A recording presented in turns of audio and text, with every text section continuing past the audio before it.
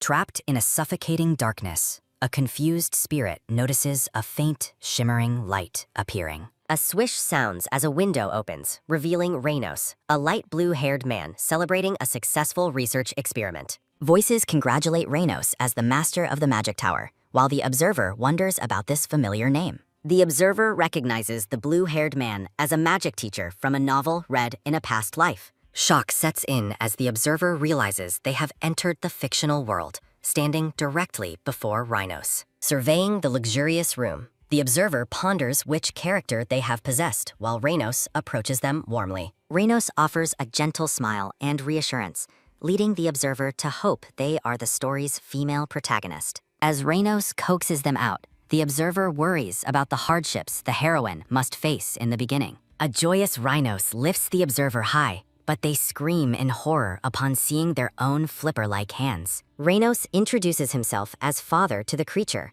a small, blue, sweating penguin-like bird that stares back bewildered. The observer realizes they are in the novel Mr. Wolf, I Can't Eat, featuring a werewolf protagonist. The plot involves a werewolf who is cured by the heroine, leading him to leave a permanent imprint. This imprint acts as a one-sided love contract, forcing the werewolf to forever serve the one they marked. In her previous life, a brown-haired girl in a hospital bed read this novel to pass the time.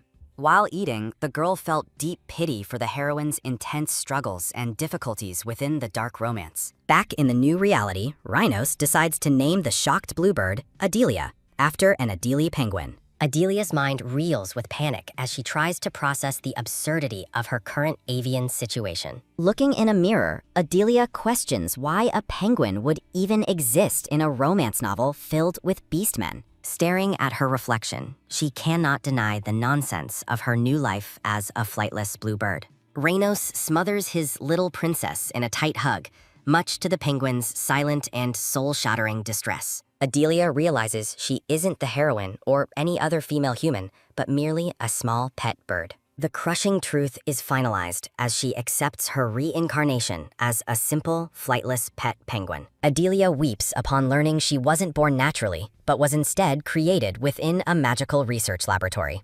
In a fit of despair, the little blue penguin cries out against the author's strange obsession with birds. Despite the initial shock, Adelia eventually adapts to her pampered life, feasting on cookies and strawberry-topped cakes. Reynos returns home and warmly greets Adelia, worried that his daughter might have been bored throughout the day. As Reynos offers a swim, Adelia reflects on 4 years of being raised with his absolute care and devotion. A shalalala sound accompanies a lavish buffet filled with fish and bread, curated exclusively for the penguin's tastes. Adelia's pampered lifestyle even includes custom clothing, shown here as she models a frilly yellow skirt. Every environment, including the clear blue swimming pools, is meticulously designed for her comfort and penguin needs. Despite the luxury, Adelia yearns for her human form as she gazes out at the lonely night sky. Feeling isolated at night, she makes a desperate wish to become a beastman capable of a human transformation. Adelia's reflections are interrupted when Reynos approaches her, mentioning something he had previously overlooked. Reynos expresses relief that his daughter is just a penguin, much to the penguin's confusion and worry. A chilling aura surrounds Reynos as a butt dump sounds, and he declares his deep-seated hatred for all beastmen. His hatred stems from traumatic childhood memories of being bullied by members of the beastman race. Knowing pure-blooded humans are oppressed, Adelia fears being hated by the only father who has ever loved her. Noticing her melancholy, the blue-haired Reynos sits on the sofa and asks if his daughter feels ill. A handsome man with silver hair and amber eyes is introduced as Cyrodiil of the killer whale family. Adelia is momentarily distracted by a strange, sparkling effect emanating from the new silver-haired visitor. She grows suspicious of Cyrodiil, noting that his silver hair contradicts typical black and white killer whale markings. Adelia recalls that the powerful whale family was an unexplained mystery in the original novel's lore. Cyrodiil stands confidently, a member of the family dominating the continent, while Adelia questions his unique hair color. Looking at an open book, she wonders how a mere penguin could change the fate of such people. A ho sounds as the silver-haired Cyrodiil rests his chin on his hand, appearing deep in thought. Adelia stares intently at the visitor, evaluating the mysterious beastman who has entered her home. Reynos confronts Cyrodiil, accusing him of wanting to eat penguins, which causes Adelia to realize she is prey. A growl sounds as the small penguin hisses defensively at the silver-haired killer whale beastman.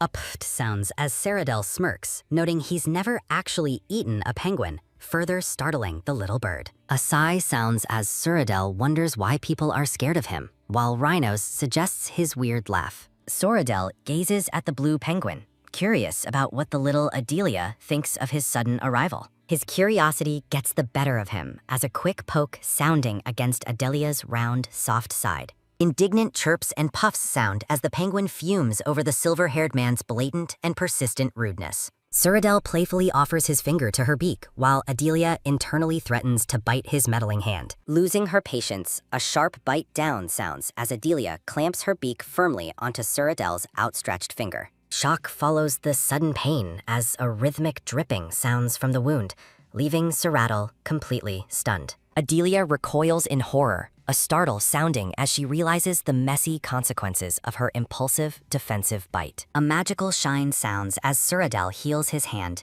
noting something unsettling about the small bird's intense spirit. He finds her crazy, childlike eyes fascinating, while Adelia watches him with mounting suspicion and utter bewilderment. Following their strange first meeting, the silver-haired Cyrodiil becomes a persistent presence that Adelia cannot easily escape. His voice echoes through the grand palace gardens, announcing his unwelcome return to visit the little blue penguin. Adelia's annoyance boils over as a low grue sounds, though Cyrodiil finds her energetic spirit quite charming. Adelia glares with pure hostility, but the silver-haired man remains completely unfazed by the penguin's clear rejection. True to his word, Cyrodiil returns the next day, determined to win over the extremely reluctant flightless bird. Despite his efforts to offer tea, Adelia stubbornly turns away, choosing to completely ignore his presence once again. Another day brings more cheerful greetings from Cyrodiil, who remains undeterred by the penguin's cold, silent treatment. Exhausted by the constant attention,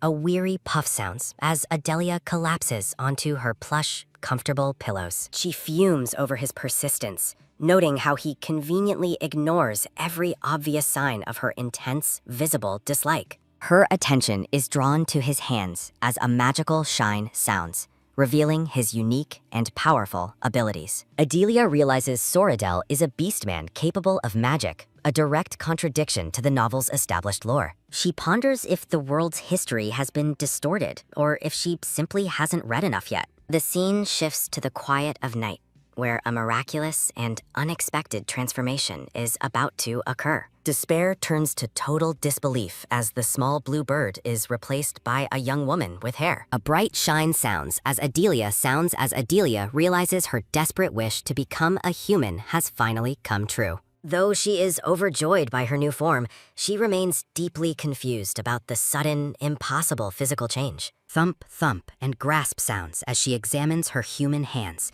her heart racing with intense nervous energy. Terror strikes as she remembers Rhinos' hatred for beastmen, prompting her to plan a very desperate escape. Her heart leaps as a startle sounds when Rhinos suddenly calls out for her from behind the door. Panicked, Adelia realizes she cannot let her father see her human form and prepares to flee the room. A sudden thud sounds as she clumsily leaps from the balcony, desperate to hide her new human identity. Tears stream down her face as a quick dash sounds, her only goal being to find immediate safety. She expected a brief departure, but her journey into the human world takes an immediate and dark turn. Adelia finds herself bound and gagged as muffled sounds escape, the victim of a sudden, cruel kidnapping. She laments her terrible luck, having lost her freedom and her emergency money in less than 1 hour. Outside the carriage, a sinister caca sounds as kidnappers discuss selling their prize to the powerful whale family. Adelia's blood runs cold as she wonders if Cyrodiil is the one orchestrating her sudden capture and disappearance. She questions how he could possibly recognize her human form since he only knew her as a penguin. The silver-haired Cyrodiil arrives to meet the criminals, asking if they have brought the beastman he was searching for. A startle sounds as he pulls back the curtain, revealing the terrified and bound Adelia directly to him. Adelia is furious at her stalker, wishing she had been more aggressive before this nightmare situation unfolded. A sudden loud sound announces the arrival of a powerful presence accompanying the silver-haired young man. The elegant Bella, mistress of the whale family, is introduced as she oversees the tense and dangerous scene. A soft rustling sounds as Suradel confirms his mother's presence while drawing closer to his bound captive. A gentle stroking sounds as Adelia wonders if Soradel truly hired these men to hunt her down personally. An abrupt silence falls as Suradel leans in, his intense amber eyes searching her face for something familiar. He expresses a strange, lingering feeling of recognition, as if they have already known each other for years. Sinister laughs and screams sound as Bella turns her fury on the kidnappers for their disrespectful, violent behavior. A panted breath sounds as Bella orders the immediate arrest and imprisonment of the criminals for their actions. Turning toward Adelia, a soft turn sounds as Bella offers a sincere apology for the dangerous, terrifying ordeal. Adelia is momentarily struck by the woman's overwhelming charisma as Bella offers a comforting and warm smile. A silence sounds as Adelia ponders her situation, her human face reflecting deep internal conflict. She realizes that while people are searching for her, being found this way is far from ideal. A nervous feeling sounds as she worries if Reynos will ever accept her as a beastman. Adelia considers her remaining options while observing Suradel and his mother standing together confidently. The elegant Bella stands before the two young people in the lush garden of the whale estate. Bella admits she doesn't know how to revert Adelia to animal form, making a return home impossible. Adelia's glowing blue eyes betray her fear of hurting those she loves by being unable to transform. Looking at her guests, the dark-haired Bella offers a warm smile, despite the underlying tension of the situation. Bella explains that due to an accident, her family has been searching for their own kind for decades. A flashback reveals Bella's loneliness as she laments the failure to find anyone like her. Calling her appearance a miracle, Bella officially offers her family's help to the displaced Adelia. Adelia makes an unsure sound as she hesitates, feeling overwhelmed by the woman's unexpected kindness. A chuckle sounds as Bella offers to have a maid prepare a room for their guest. A chuckle sounds as Bella smiles, though she strangely feels she has overlooked something important. Bella and Suradel stand together as the narration notes the white markings within their dark hair. A gasp sounds as Adelia realized they have mistaken her for a member of the killer whale family. The grand and imposing exterior of the whale family mansion shines brightly under the midday sun. Adelia concludes that the whale family truly believes she is a fellow killer whale beastman. Bella confirms the physical resemblance, further cementing Adelia's new, mistaken identity within the powerful household. Adelia notes the irony, knowing that while whale and penguin markings are similar, they are clearly different. She clutches her chest, desperately trying to calm her racing heart as the deception deepens. Adelia imagines the blue-haired rhinos searching frantically for her, motivating her to learn how to transform back. She contemplates confessing her true identity as a penguin, but fears the consequences of the truth. A glance sounds as Adelia peeks up, her eyes wide with mounting anxiety over her secret. She worries specifically about how the silver-haired Suradel might react if her fraud is uncovered. Adelia looks away, sweating nervously as she struggles to maintain her composure under pressure. Bella gently asks for her name, prompting Adelia to think quickly to avoid giving herself away. A thud sounds as the name Leah suddenly fills her mind, bringing back memories of her past. Suradel watches her closely, his eyes sharp as he waits for her to respond to his mother. He suggests the name Leah himself, asking Adelia how it sounds to her ears. Bella looks down at the young woman, curiously asking for her opinion on Suradel's naming suggestion. Adelia is shocked that he used her penguin nickname, fearing he might already know her true identity. Suradel explains with a smile that Leah is the name of the girl he is currently courting. Adelia is momentarily outraged, demanding that he address the girl he likes with proper respect. Suradel leans in intimately, asking if Adelia is actually afraid of him. Seeing him up close, Adelia is momentarily distracted by how handsome the silver-haired beastman truly is. She quickly regains her focus, retorting that she has no reason to be scared of him. Suradel turns away with a more serious expression, casting a shadow over the garden meeting. A what sounds as the atmosphere shifts into a moment of quiet, puzzled transition. Suradel leans down toward her, teasingly asking how she can be so sure he won't eat her. Stumbling over her words, Adelia reminds him that he previously claimed he has never eaten a penguin. Soradel pulls her into a sudden, close embrace, catching the young woman completely off guard. A startle sounds as Adelia closes her eyes tightly, panicked by his sudden and overwhelming proximity. A rustle sounds as Soredel's hand moves to gently brush against her dark hair. He lifts her chin, staring directly into her eyes with an intense and unreadable gaze. He asks if she is nervous about him eating her, causing Adelia to react with wide-eyed shock. Soradel laughs and calls her easy to trick, while a furious Adelia calls him a total fraud. Adelia fumes with rage, resenting how he continues to mess with her just as he did before. Soradel looks at her with a smirk, wondering what he should do with his Leah. He declares his preference for this human version of Leah over the original one he knew. Adelia is gripped by sudden panic, realizing the immense danger of her current situation. A haunting memory of her father's words about the permanence of insanity echoes through her mind. Within the luxurious estate, Soradel informs his mother that he has already arranged for Adelia's accommodation. The silver-haired young man offers a serene smile, seemingly pleased with the outcome of their plan.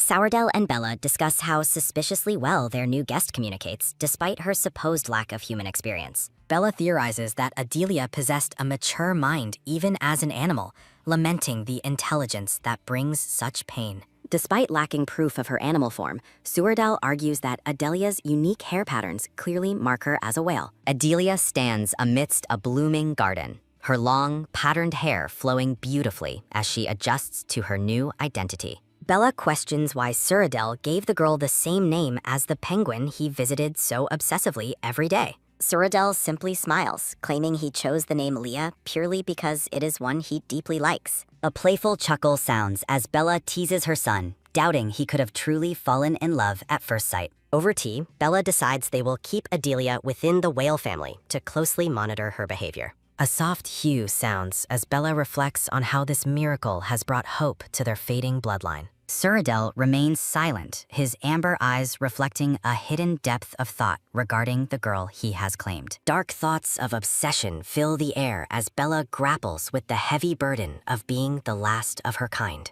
A grim flashback reveals Bella standing alone in a room of fallen bodies, a testament to her family's dark history. The shadow of the past looms large as Bella remembers the pained resolve required to survive her earlier years. Returning to the present, Bella expresses a fierce desire to never endure that hollow, terrible feeling ever again. A rustle sounds as Sourdel warns his mother not to force the weight of her maternal expectations onto Leah. Bella imagines a bright future for Leah, hoping the girl finds a spouse who brings her genuine happiness. Surprised by the shift in conversation, Bella looks at her son and questions his own future. Sourdel leans in with a smirk, asking his mother if she truly expects him to consider marriage now. Bella is momentarily shocked, recalling how her son had previously sworn off the idea of ever finding a partner. A light chuckle sounds as she asks if he has finally succumbed to the power of love at first sight. Sourdel offers a charming, enigmatic gaze, neither confirming nor denying the true nature of his feelings for Leah.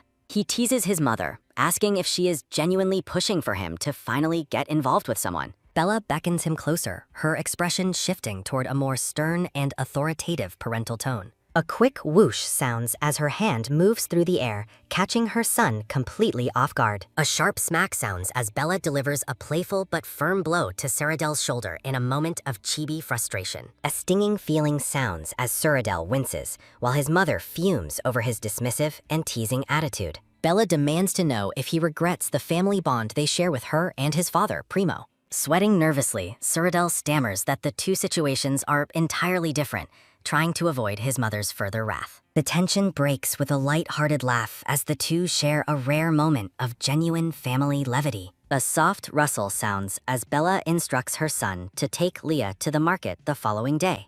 When asked if she will join, Bella declines, noting that her husband Primo will be returning home soon. Sourdel cheekily announces he will set up a date with Leah, leaving his mother startled by his boldness. A firm thud sounds as Sourdel walks away, ignoring Bella's reminder that he is merely the girl's sponsor. A chuckle sounds as Bella watches him leave, her eyes filled with warmth and affection for her stubborn son. Sourdel wears a triumphant smile, clearly looking forward to spending more time with his Leah the next day. In her new quarters, Adelia is awestruck by the opulence, realizing this mansion far outshines her previous home. A bright sparkle sounds as she stands in the center of the grand room, feeling like a true noblewoman. A prickle of guilt sounds as Adelia worries about the elaborate lie she is currently maintaining to stay safe. A soft swish sounds as she turns toward the mirror, confirming the miracle of her new human form. She admires the unique patterns in her hair,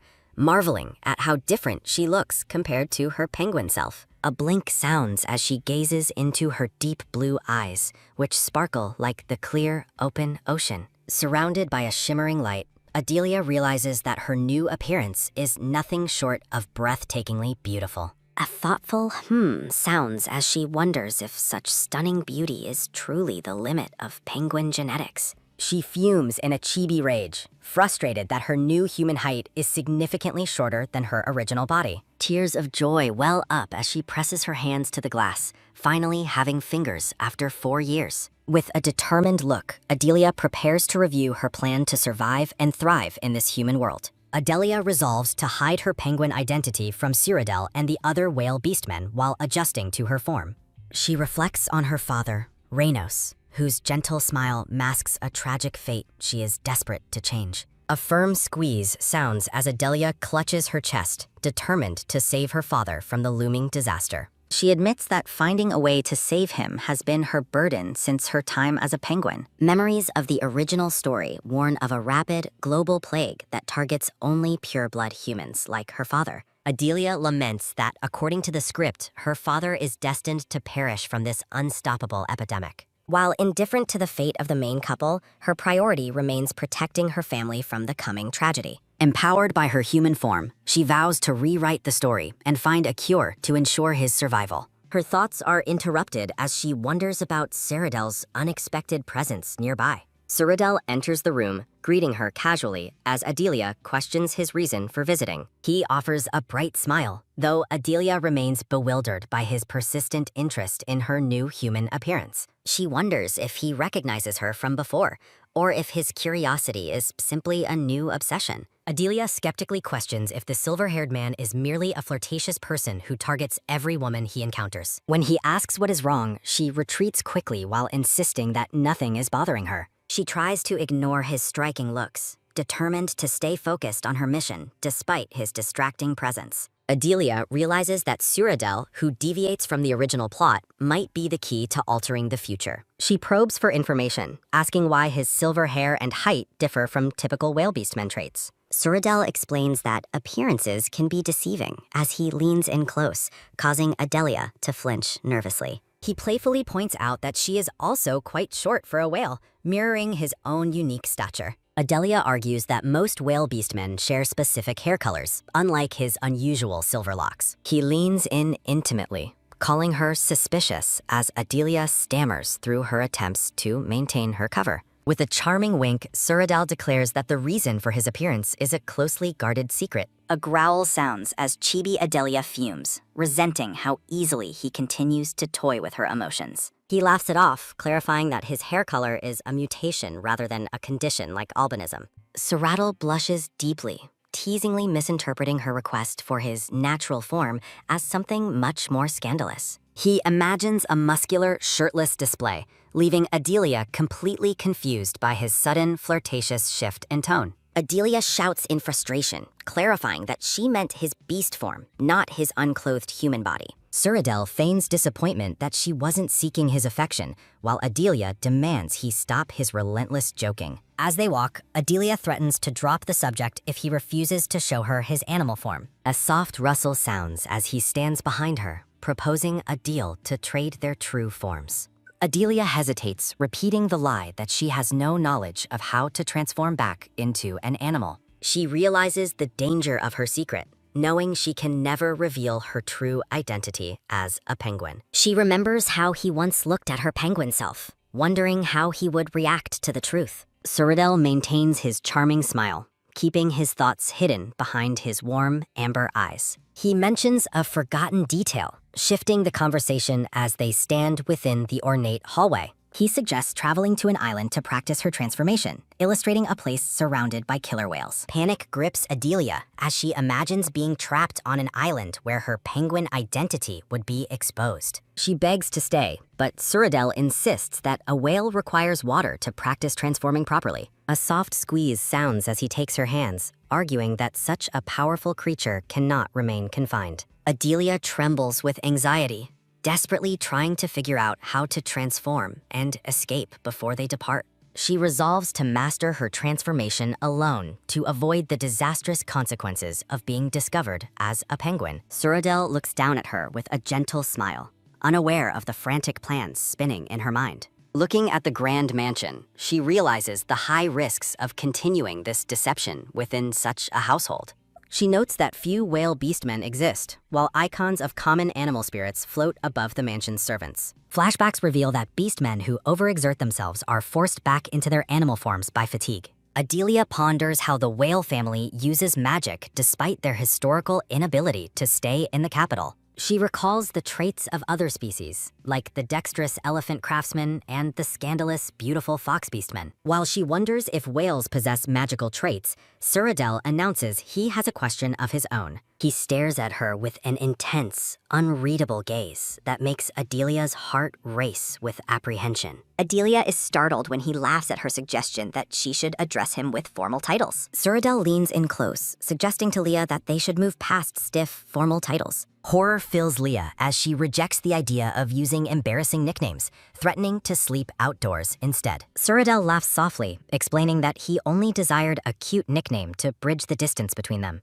Leah remains guarded, questioning why she should ever want to be on friendly terms with someone like him. A look of mock offense crosses Suradel's face as Leah bluntly reminds him they have only just met. He stares at her with a blank, unreadable expression after her firm rejection of his playful advances. The atmosphere lightens as Suradel continues his cheerful teasing, much to the annoyance of a chibi-style Leah. Leah's frustration grows as she realizes the silver-haired man is far more persistent than she ever anticipated. A halo of light and roses surrounds Suradel's question, leaving Leah momentarily overwhelmed by his sheer presence. Suradel offers a dazzling, blushed smile that fills the entire frame with a radiant, flower-like charm. Leah shields her eyes from the blinding radiance, unable to handle the silver-haired man's intense, sparkly aura. She winces and covers her face, desperately trying to ignore the overwhelming handsomeness of her self-proclaimed sponsor. A joyous laugh escapes Suradel as he finds her dramatic reaction to his good looks completely entertaining. Reaching into his pocket, Suradel shifts the mood by announcing he has brought a special gift for her. Leah is stunned as a glowing blue jewel is dropped into her hands without a word of explanation. She internally fumes, identifying him as a persistent stalker, even as she holds the valuable, shimmering treasure.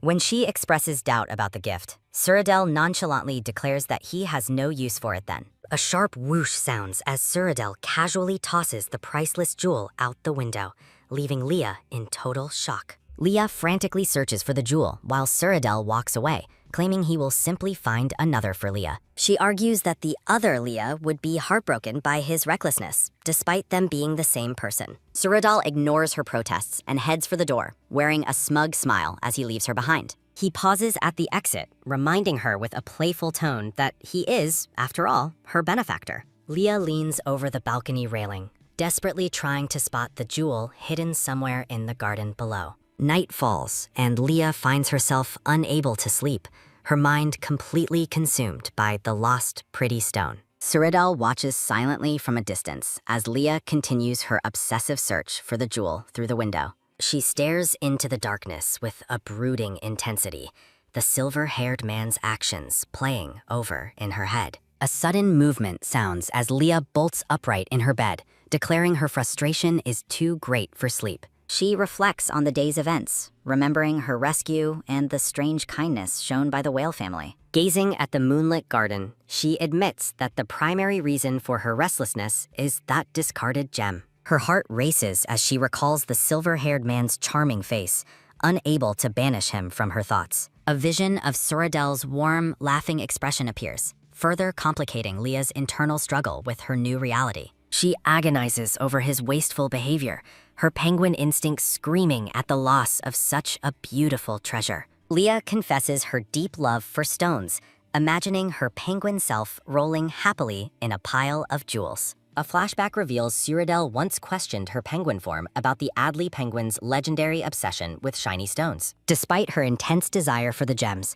her penguin self stubbornly refused to admit the trait to him. Cyrodiil recalls the many ways he tried to bribe her with jewels for a handshake or a hug. The penguin's resolve wavered as she stared at the pile of glowing gems, barely able to contain her excitement. In the present, Leah wonders if the jewel he threw away was yet another calculated test of her identity. She decides she cannot wait until morning and resolves to retrieve the precious stone from the garden immediately. A soft rustle sounds as Leah sneaks out, imagining the jewel is lonely and calling for its master. She tiptoes through the silent mansion, her mind filled with imaginary pleas from the cold and scary stone. Leah stops to look around, trying to navigate the dark, unfamiliar hallways to find a way outside. Suddenly, a wave of pain and nausea hits her, forcing Leah to lean against the wall for support. A prickle of fear sounds as she realizes this sickening feeling matches her experience right before her transformation. Trembling with weakness, she fears that she is about to lose her human form in the middle of the mansion. Her vision begins to fade into white, her thoughts spinning as she faces the prospect of reverting to a penguin. A heavy silence falls as she collapses. Cyrodiil stands over her, knowing his suspicions were finally proven correct. He lifts the now transformed penguin from the floor, asking why she continues to push herself beyond her limits. Cradling the exhausted penguin, he whispers for her to move slowly, his voice filled with a surprising, gentle warmth. Leah reflects on the terrifying journey from a kidnapped penguin to a human hiding within the enemy's home. A gentle man with blue hair and glasses smiles warmly while cradling a small blue penguin. He closes his eyes in a joyful embrace, showing deep affection for the little creature he holds. Walking away into a misty light, the man's past reflections reveal a desperate, heartfelt plea against abandonment. A tiny squeak sounds as the penguin trembles uncontrollably, gripped by a sudden and overwhelming sense of fear. Cyrodiil's gentle hands cradle the shivering penguin as he offers quiet, reassuring words of comfort to her. He promises the penguin that everything will be all right, his voice acting as a soothing balm for her distress. A soft chirp sounds as morning light bathes the grand estate, signaling the quiet start of a new day. Leah groans against the blinding sunlight, slowly waking up in a grand room that feels strangely unfamiliar to her. Horror strikes as she finds the silver-haired man lying beside her, sending Leah into a state of total panic. Leah's mind races with confusion, questioning how this handsome, eccentric man ended up sharing her bed. Cyrodiil watches her with a playful, blushing smile, seemingly unbothered by the sheer awkwardness of the current situation. She bolts upright, shouting in protest, only for her frustration to collide with his characteristically nonchalant attitude. Leah realizes with growing dread that she is in an opulent bedroom, far different from her own assigned quarters. She recalls her collapse and panicked transformation, wondering if her secret was exposed while she slept. Flustered, Leah accuses him of moving too fast, while Cyrodiil remains comfortably tucked under the warm covers. Cyrodiil counters her outburst by pointing out that she is actually the one currently in his bed. Stunned, Leah claims total amnesia regarding how she ended up in his private room after her collapse. He explains that new beastmen often suffer from fevers or hallucinations that cause them to wander aimlessly. Relief washes over Leah as she assumes her penguin form remained a secret during her late-night episode. She offers a sheepish apology for her intrusion, her embarrassment plain as she looks away from him. Cyrodiil gazes at her with a soft, affectionate expression that makes Leah's heart skip a beat. In a comical moment, Chibi Leah raises a shield to block Cyrodiil's relentless barrage of heart-shaped arrows. He sincerely apologizes for failing to care for her properly, catching Leah completely off guard with his earnestness. Leah questions his sudden change in tone, finding his apology even more confusing than his usual jokes. A soft rustle sounds as he reaches out, firmly taking her hand to emphasize his serious intent. He holds her hand tightly against a backdrop of blooming flowers,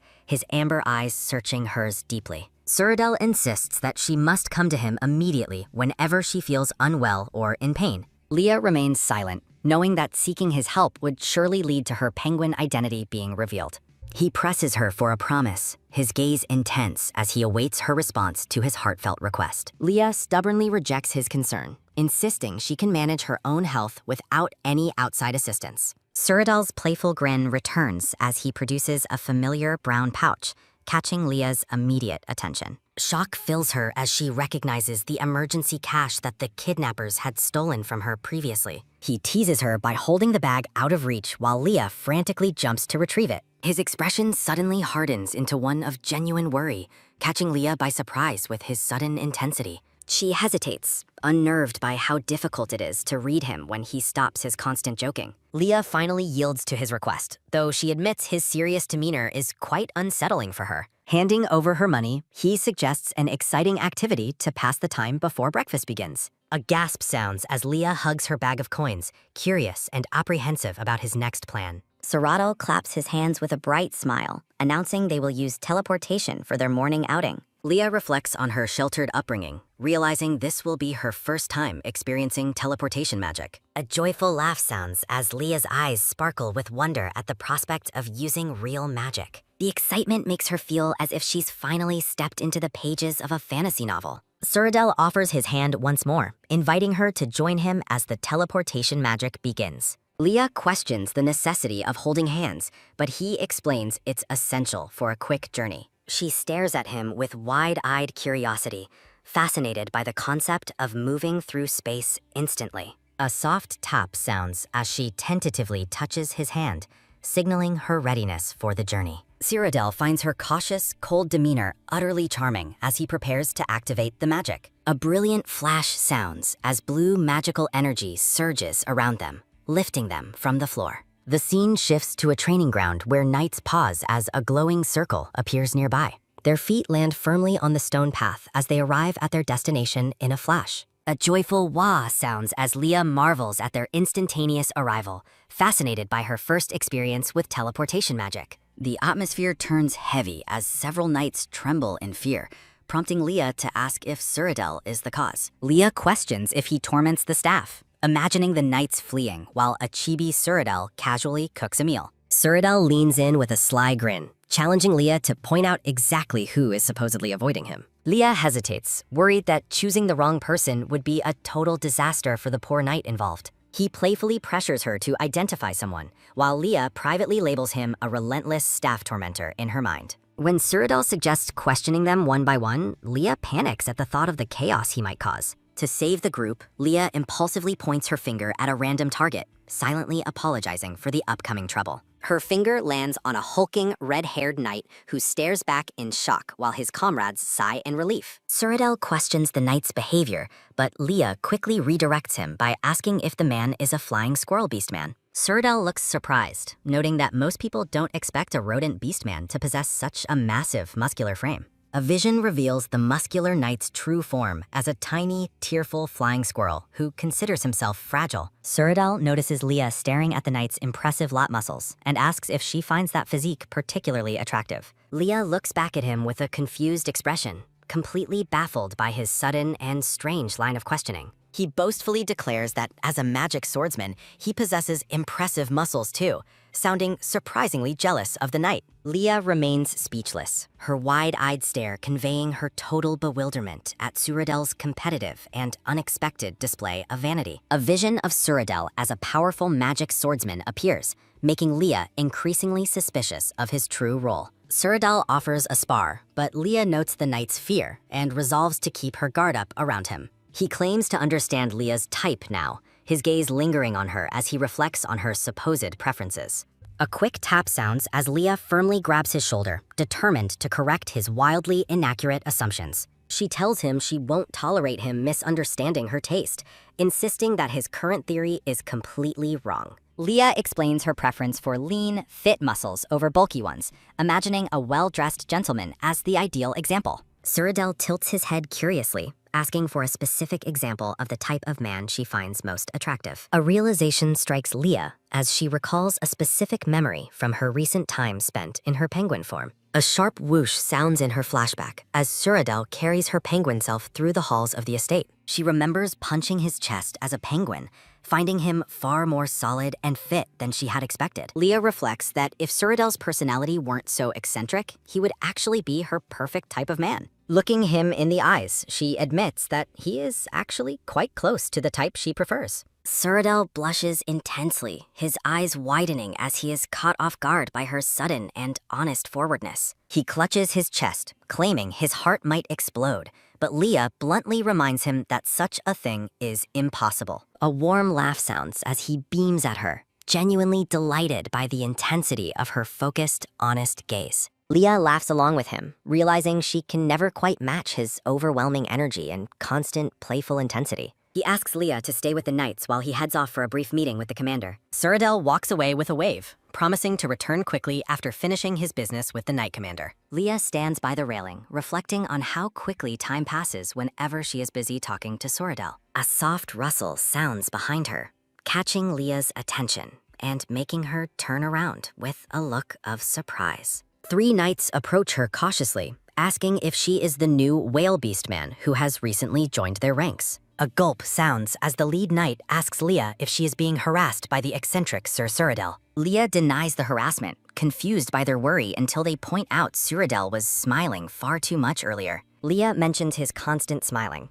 but the knights explain that his genuine smiles are usually a very bad sign. They explain that he only shows that specific, genuine smile when he is about to do something truly terrifying. A dark vision shows Suridel smiling while enjoying one-sided spars, punishing knights, or finding a new victim to torment. Horror strikes Leah as she realizes he might only be showing interest in her because she's his newest victim. The knight sighs in relief, noting it's only natural for fellow whale beastmen to feel drawn toward one another. Leah stands among blooming roses, her heart racing as she processes the terrifying implications of Suridel's interest in her. She remains silent and still, the knight's words echoing in her mind as she reconsidered her safety in the mansion. Her expression shifts into one of deadpan disbelief as she stares into the distance, completely exhausted by his antics. Leah reflects that he probably views her like a pet, remembering how he doted on her small penguin form. The knight asks if she knows his nickname, while Leah braces herself for whatever strange title he has earned. A joyful ha-ha sounds as the knight reveals his nickname is the Laughter Healer, leaving Leah in stunned silence. The knight explains that Suridel earned his nickname by repeatedly beating and healing knights without ever losing his smile. A chilling vision shows Suridel beaming brightly, while the knight clarifies he never stops smiling during his terrifying training sessions. Horror washes over Leah as she realizes Suridel is truly unstable and decides they must flee immediately for their own safety. A soft step sounds as Suridel suddenly reappears behind Leah, curiously asking what the group was just discussing so intensely. The knights panic and frantically plead with Leah not to reveal their conversation to the eccentric, silver-haired swordsman. Thinking quickly, Leah avoids disaster by complimenting Suridel's legendary sword skills, claiming the knights were praising his immense talent. A mischievous grin spreads across Leah's face as she realizes she has the perfect opportunity to playfully tease him. Leah challenges him to demonstrate a spar, while the knights look on in absolute terror at the looming threat of training. Chibi Leah hunts for a sparring partner, while the terrified knights desperately signal for her to pick anyone but them. Noting their obvious distress, Leah kindly backs down from her request,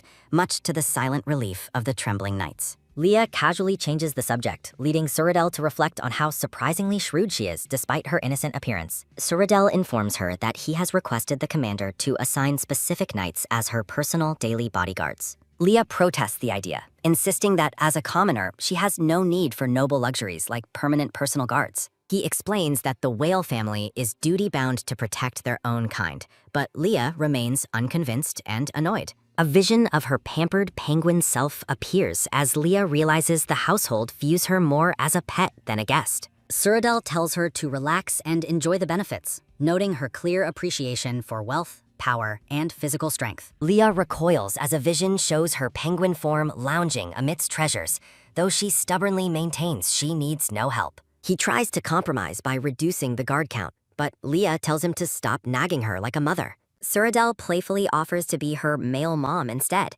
earning him a blunt and immediate declaration of hatred from Leah. When he brings up her earlier confession, Leah clarifies that she only liked his physical appearance, not his eccentric personality. Suradel acts wounded by her shallow interest in his body, sending Leah into a screaming fit of indignant denial. Watching from afar, the knights marvel at how casually Leah treats the dangerous man, a feat previously reserved for Lady Bella. Leah continues to resist his stubborn persistence regarding the guards, determined to maintain her privacy and her penguin secret. She recalls how difficult it was to evict a maid, fearing that a permanent bodyguard would eventually expose her identity. Leah clutches her head in frustration, desperately searching for a way to break through Seradel's relentless and annoying stubbornness. Her attention is suddenly caught by a figure in the distance, sparking a new and potentially helpful idea in her mind. A peach-haired knight stands nearby, gently interacting with a blue butterfly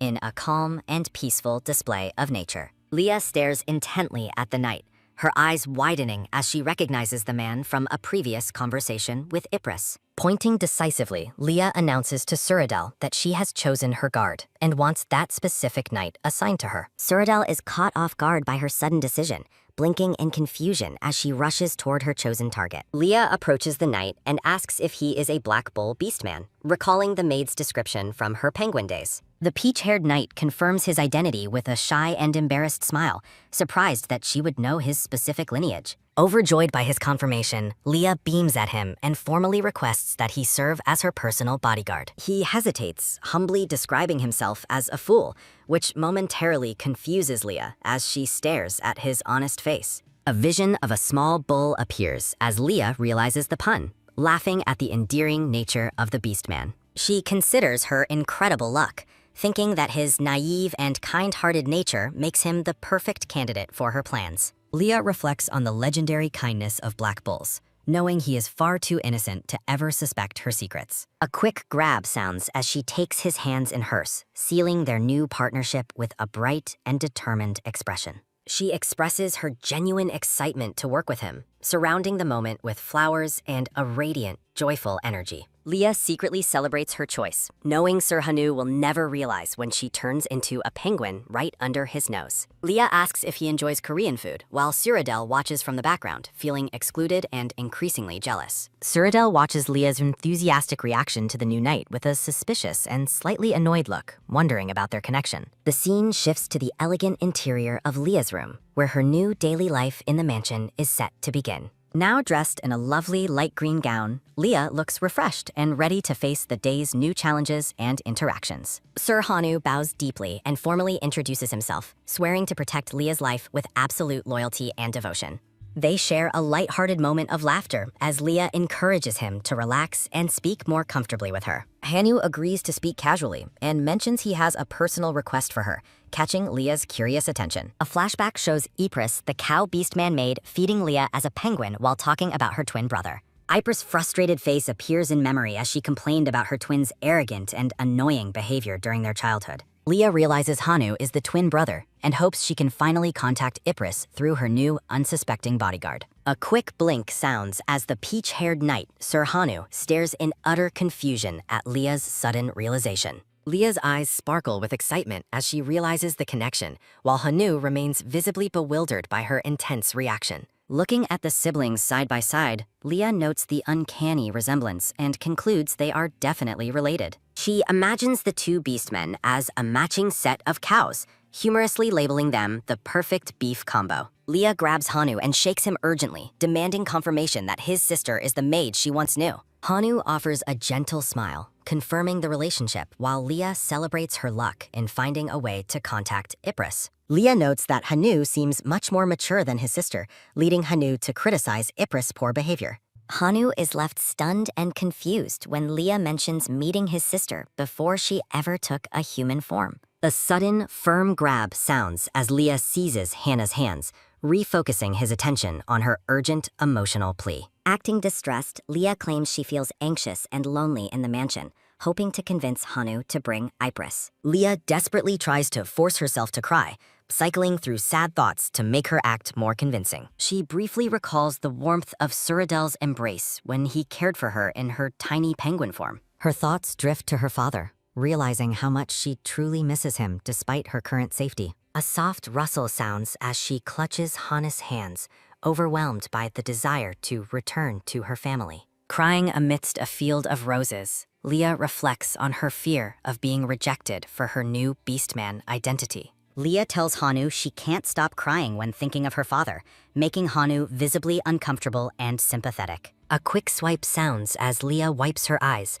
her gaze fixed on Hanu as she continues her performance. Hanu becomes unexpectedly emotional, blushing intensely as he pledges to help her, much to Leah's quiet surprise. A sharp creak sounds as Suradel suddenly opens the door, entering the room with a calm, pleasant expression. The atmosphere shifts instantly as Suradel spots Hanu holding Leah's hands, sparking a moment of tense silence. Leah looks back in surprise, a single tear still visible as she notices the silver-haired man's arrival. A soft drip sounds as a lone tear falls from Leah's eye, further complicating the misunderstanding. A chilling aura fills the room as Suradel's expression turns cold, darkly questioning what Hanu thinks he is doing. After the tense encounter, Leah heads into the city to shop for supplies, still frustrated by Suradel's interference.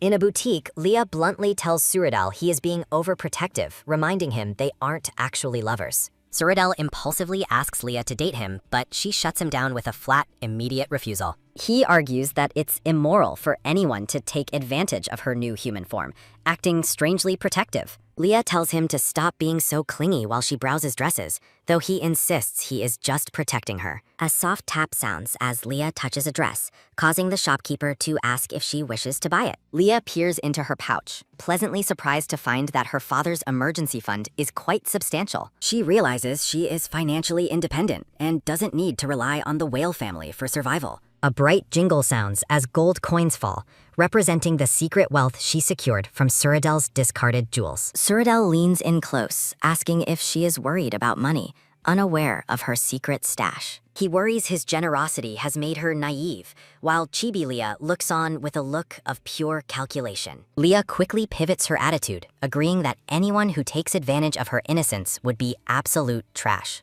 Seizing the opportunity, Suradel offers to buy her anything she wants, and Leah greedily asks for the limit. Leah points across the room and orders the entire stock, reveling in the chance to spend his money. The scene shifts back to the bustling city street as the pair continues their walk through the town. Leah laughs heartily about her massive shopping haul, while Suradel watches her with a look of amused admiration. Leah decides to keep her emergency fund hidden for a rainy day, content to let Suradel pay for now. Her attention is caught by two suspicious men, whom she identifies as pure-blooded humans from the Magic Tower. A sharp snap sounds as a man reveals a flyer featuring a drawing of Leah's penguin form. Horror strikes Leah as she realizes the Magic Tower is actively searching for her penguin identity. The mages discuss her disappearance, fearing she was kidnapped by a family that hates pure-blooded humans. They openly wonder if the madman of the Whale family stole the penguin away from her daily visits. A vision of Suradel doting on his penguin pet appears, confirming he is the primary suspect in the kidnapping. Leah stops in her tracks, realizing that the mages believe the penguin ran off with a stolen purse. Trembling in fear, Leah wonders if she should give up, terrified by Suradel's presence at such a critical moment. A sharp focus sounds as Suradel's golden eye narrows, his gaze becoming intensely fixed on Leah. A sudden gasp sounds as Suradel asks if she took care of the purse, catching her completely off guard.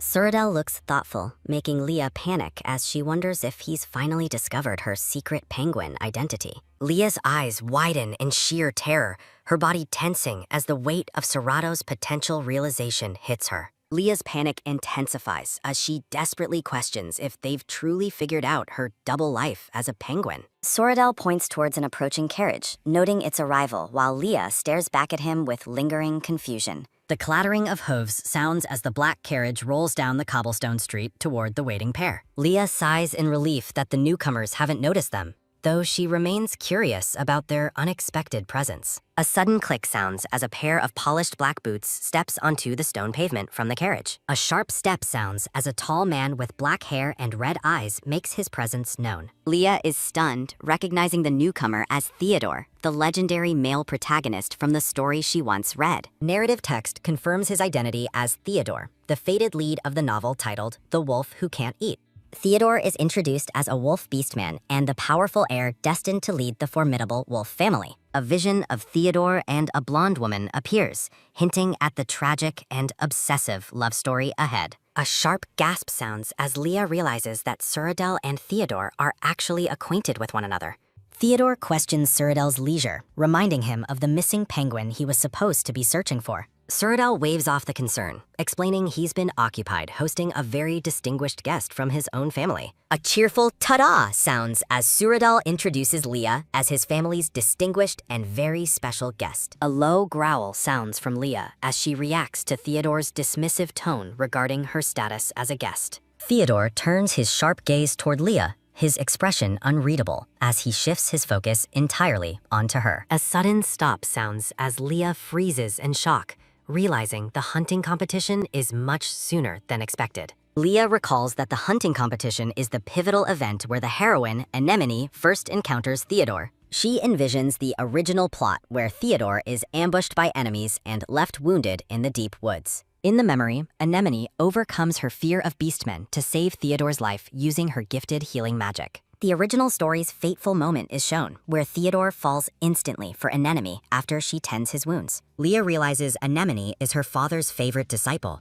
wondering if the girl is currently searching for her. She imagines Anemone frantically searching the city streets, clutching flyers in a desperate attempt to find her friend. Leah worries Theodore might actually die if Anemone is too busy searching for her to attend the competition. Leah hesitates, her face pale as she tries to find the right words to address the looming plot disaster. Overcoming her shyness, Leah bluntly asks Theodore if he's the type of person who falls in love easily. Cyrodiil looks at Leah in absolute shock, telling her she's completely lost her mind for asking such a question. A heavy boom sounds as Theodore expresses his disbelief, questioning if all whale beastmen are equally insane. Leah's inner thoughts swirl with guilt, feeling she must ensure the original heroine's safety over everything else. A sparkling energy sounds as Theodore contemplates the life-altering weight of receiving a marking from his savior. Leah stares intensely, realizing she'd never forgive herself if the original story's tragic fate befell the innocent heroine. An angry burst sounds as Leah points a finger,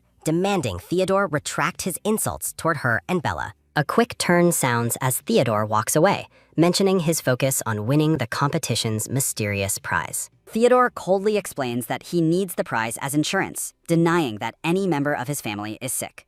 A quiet heh sounds as Cyrodiil comments on the legendary loyalty and sacrifice of the wolf family. Theodore's eyes flash with rage as he warns Cyrodiil never to mention the concept of marking in his presence. An intense flare sounds as Theodore shouts his defiance, refusing to let an instinct like marking control his life. Leah watches the carriage depart, noting that Theodore seems to be the one most affected by the marking curse. Leah asks about the highly coveted prize, and Cyrodiil reveals it is a legendary item known as a half elixir. A sharp gasp sounds as Leah learns the elixir can cure infectious diseases, making its importance clear. The girl's small, thoughtful form wonders why a wealthy family wouldn't just buy the elixir with their money. Cyrodiil explains the elixir is impossible to buy and was donated as a prize to stir up the competition. A bright beam sounds as Cyrodiil reveals his hand in creating the elixir, looking incredibly proud of himself. A soft gasp sounds as Leah realizes Cyrodiil intentionally set up a trap for the other beastmen. Cyrodiil casually mentions he is far too busy to actually participate in the upcoming hunting competition himself. A quiet heh sounds as Cyrodiil admits his only goal was to watch other beastmen struggle for the prize. Narration details the isolation of the whale family, who are avoided and discriminated against, even by their own kind. The scene pans over the beautiful, magic-powered city where Leah's new life and complicated destiny continue to unfold. Leah reflects on the irony of beastmen discriminating against each other, recalling her father's reasons for joining the whales. A dark vision depicts cruel beasts mocking a small bunny, symbolizing the past discrimination her father once endured. A sharp focus sounds as Cyrodiil's golden eye narrows, hinting at the hidden depth behind his usual calm. Surrounded by blooming blue roses, Cyrodiil sincerely expresses his wish for his family to never be belittled again. Leah looks at Cyrodiil with newfound empathy, realizing the immense pain he hides behind his constant, charming smiles. A soft rustle sounds as a hand reaches out towards Cyrodiil, a gentle gesture in the quiet street. A soft tap sounds as Leah touches Cyrodiil's arm, surprising him with her sudden and earnest physical contact. Leah smiles brilliantly amidst pink roses, declaring she will protect him with her formidable power as a mage. Cyrodiil looks at her in silence, seemingly moved by her fierce determination to stand by his side. A sparkling light sounds as Chibi Leah lists her titles, asserting her strength to ensure no one looks down on him. Leah contemplates the half elixir, realizing its legendary healing power is the only way to save the protagonist, Theodore. Leah wonders how she can obtain the elixir, feeling discouraged by her lack of hunting skills for the competition. Cyrodiil advises Leah to avoid being so sweet to others, jokingly worried that more people will fall for her. Cyrodiil questions if she truly wants the elixir, and Leah admits the item's value is too great to ignore. A soft slide sounds as Cyrodiil shifts his gaze, looking at Leah with a playful yet affectionate expression.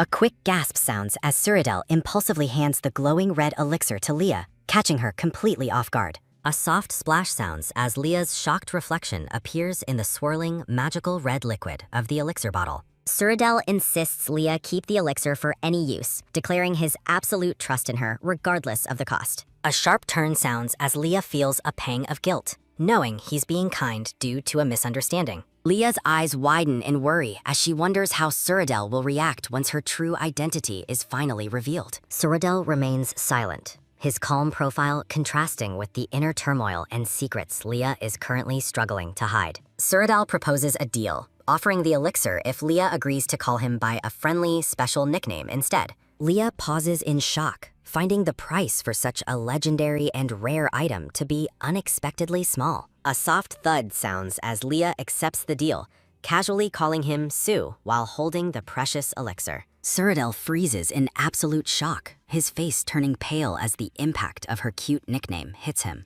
Leah maintains a blunt expression, telling him the deal is incredibly cheap for such a valuable, life-saving item. Leah recalls her plan to use the nickname to make him back off, finding his reaction unexpectedly dramatic. A low huff sounds as Leah demands he speak up, while Cyrodiil stands dazed by the new nickname. A soft glow sounds as Cyrodiil smiles happily, looking completely smitten as they walk together through the city.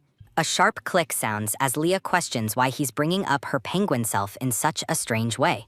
A playful bubble sounds as Leah imagines his obsession with animals, predicting he'll go crazy for a Beastman partner. Cyrodiil asks if she's jealous of her penguin form, causing Leah to walk away in a fit of annoyance. A quick turn sounds as Leah dismisses his teasing, telling him to think whatever he wants as she stomps. A soft throb sounds as Cyrodiil clutches his heart, seemingly overwhelmed by Leah's cold but cute dismissive attitude. The pair continues their walk in chibi form, with Leah grumpily leading while a doting Cyrodiil follows closely. Narrative text confirms Leah's growing frustration, highlighting her annoyance at Cyrodiil's playful and clingy behavior during their walk. The scene shifts to the massive, elegant whale family mansion, standing proudly under the warm glow of the sunset. A heavy step sounds as the pair enters the opulent hallway, greeted by several maids lining the corridor. A formal bow sounds as a butler welcomes them back, reporting that the head of the house has arrived. The butler explains the family head is currently eating, asking Cyrodiil and Leah how they wish to proceed next.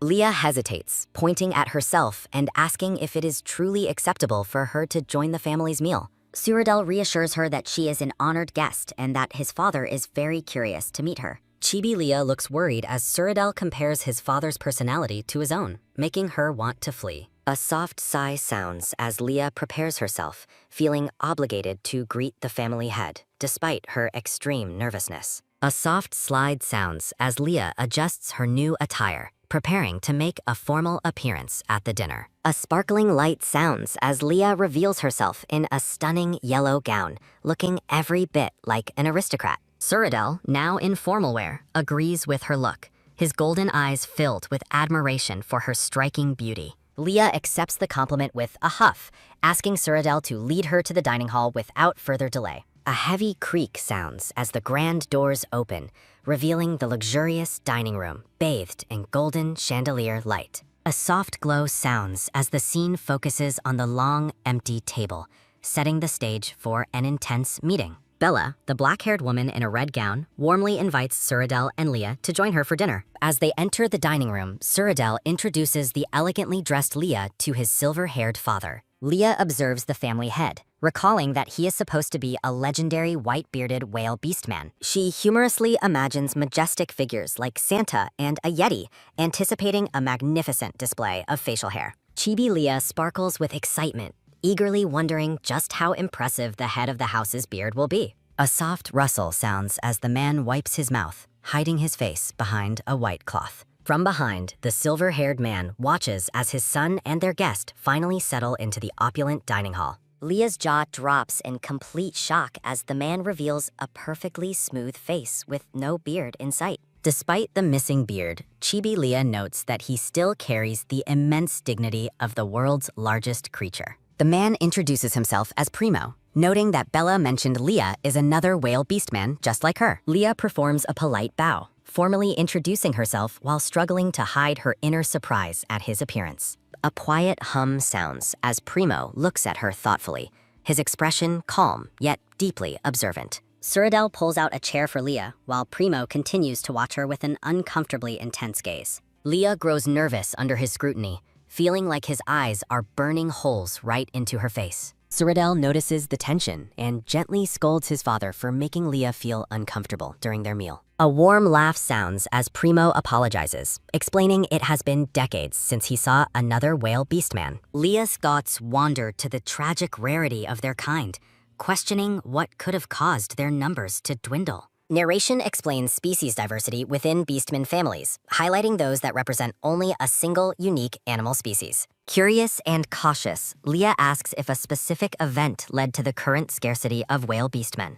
Bella's expression darkens as she reveals they once had enough members to form an entire vibrant village. A heavy boom sounds as Bella stabs her plate, her eyes glowing with rage over an unforgivable past incident. Chibi Leah trembles as Bella blames shark beastmen for the devastation, her aura turning dark and menacing. Bella warns Leah to avoid shark beastmen at all costs, citing their irrational, instinctive desire to hunt whales. Leah's face pales with horror as she realizes she's become a target for predators she never even considered. Primo offers a reassuring smile, suggesting that mastering magic is the key to ensuring her safety from enemies. Leah laughs nervously, her mind racing as she realizes she lacks the very magic they believe will protect her. She envisions a terrifying shark chasing her penguin form, panicking over her inability to defend herself with magic. Watching the sunset over the grand estate, Leah considers fleeing the whale family earlier than she originally intended. A soft creak sounds as Leah enters a private room,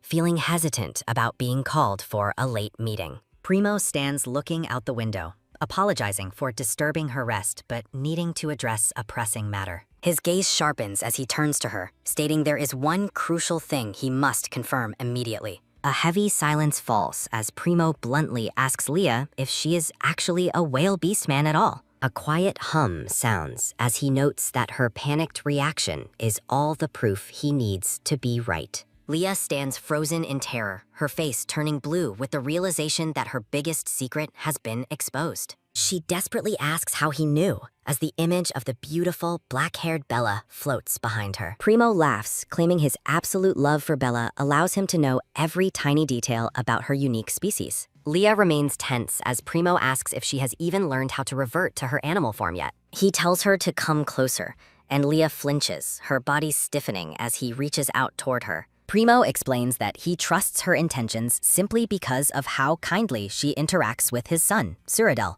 A soft throb sounds in Leah's heart, moved by his unexpected kindness despite the deception she's maintained. A magical slide sounds as Primo summons a glowing golden seal, preparing to test something about her nature. A sharp gasp sounds as golden light envelops Leah, leaving her bewildered by the sudden magical display. A soft rustle sounds as Primo pulls back, his eyes widening in genuine surprise at what he's discovered. He bursts into hearty laughter, delighted by the mystery and asking what kind of creature she truly is. Primo confirms she definitely isn't a whale and curiously asks what specific kind of magic she has used. He explains that whales naturally attract mana, making the empty air around her a clear sign of her identity. A thoughtful hum sounds as Primo wonders if Leah possesses her own unique magical abilities instead. Leah is stunned by the suggestion, but Primo advises her to seek the truth from Cyrodiil alone. With a cheerful thumbs up, Primo insists that Suradel is the only one who can help her understand. Leah looks shocked as he promises to keep her secret safe from Bella,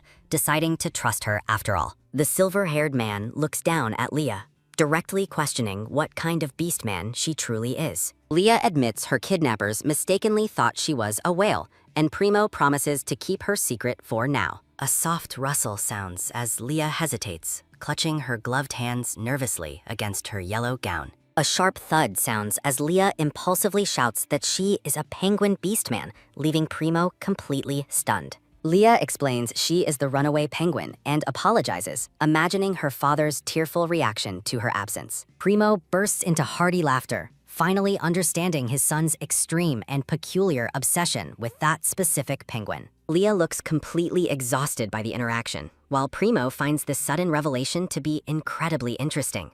A heavy silence falls as Primo's expression turns serious, calling out for Leah to wait before she leaves. Leah freezes in fear, her face turning pale as she wonders why his demeanor suddenly became so stern. Leah panics, imagining Primo telling a terrifying Bella about her lies, leading to a dark and painful confrontation. A warm laugh sounds as Primo reveals he just wanted her to call him by his name instead. Primo winks playfully, holding up a finger while suggesting she use an even more familiar and intimate title. Leah reacts with shock, realizing he is hinting at the title a daughter-in-law would use for a father-in-law. A soft hum sounds as Chibi Suradel worries about Leah, hoping her meeting with his father is going well. Leah firmly draws the line, rejecting the familiar title, while politely informing Primo she is taking her leave. Leah walks away with a sigh of relief, glad that she won't be kicked out despite his teasing. A sharp click sounds as the doors close, leaving Primo alone to ponder the unexpected turn of events. Primo rests his chin on his hand, musing that things have truly become interesting with Leah's arrival. A soft glow sounds as Primo recalls the magical test,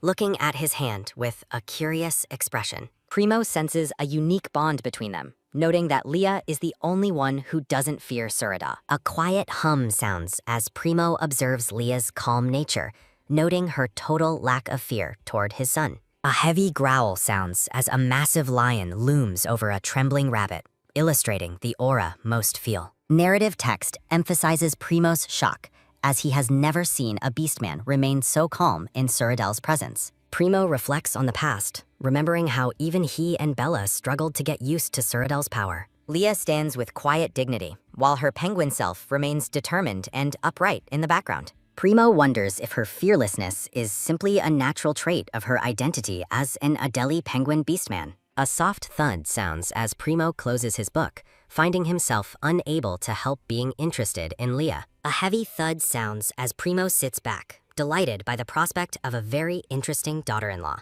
Suradel approaches Leah, asking her directly if she is curious about her potential to use magic. Leah reacts with wide-eyed excitement as Suradel suggests she might actually be able to wield magical power. A sparkling light sounds as Leah celebrates, wondering if her newfound magic is a special transmigrator's advantage. A sharp gasp sounds as Suradel teases her about being an orca, causing Leah to flinch in surprise. Suradel notes her eagerness to learn, while Leah admits she has always dreamed of wielding a magic staff. A soft throb sounds in Leah's heart as she wonders if Suradel's interest in her is tied to mana. Suradel suggests she visit the library tomorrow, promising her access to basic magic books to begin her studies. Suradel explains he'll be busy searching for the missing penguin, granting Leah freedom to roam the estate alone. Leah feels a pang of guilt, looking down as she realizes he is searching for her own animal form. A quick turn sounds as Leah agrees to practice her transformations, telling Suradel to come back safely. A soft spark sounds as Suradel conjures a purple flame,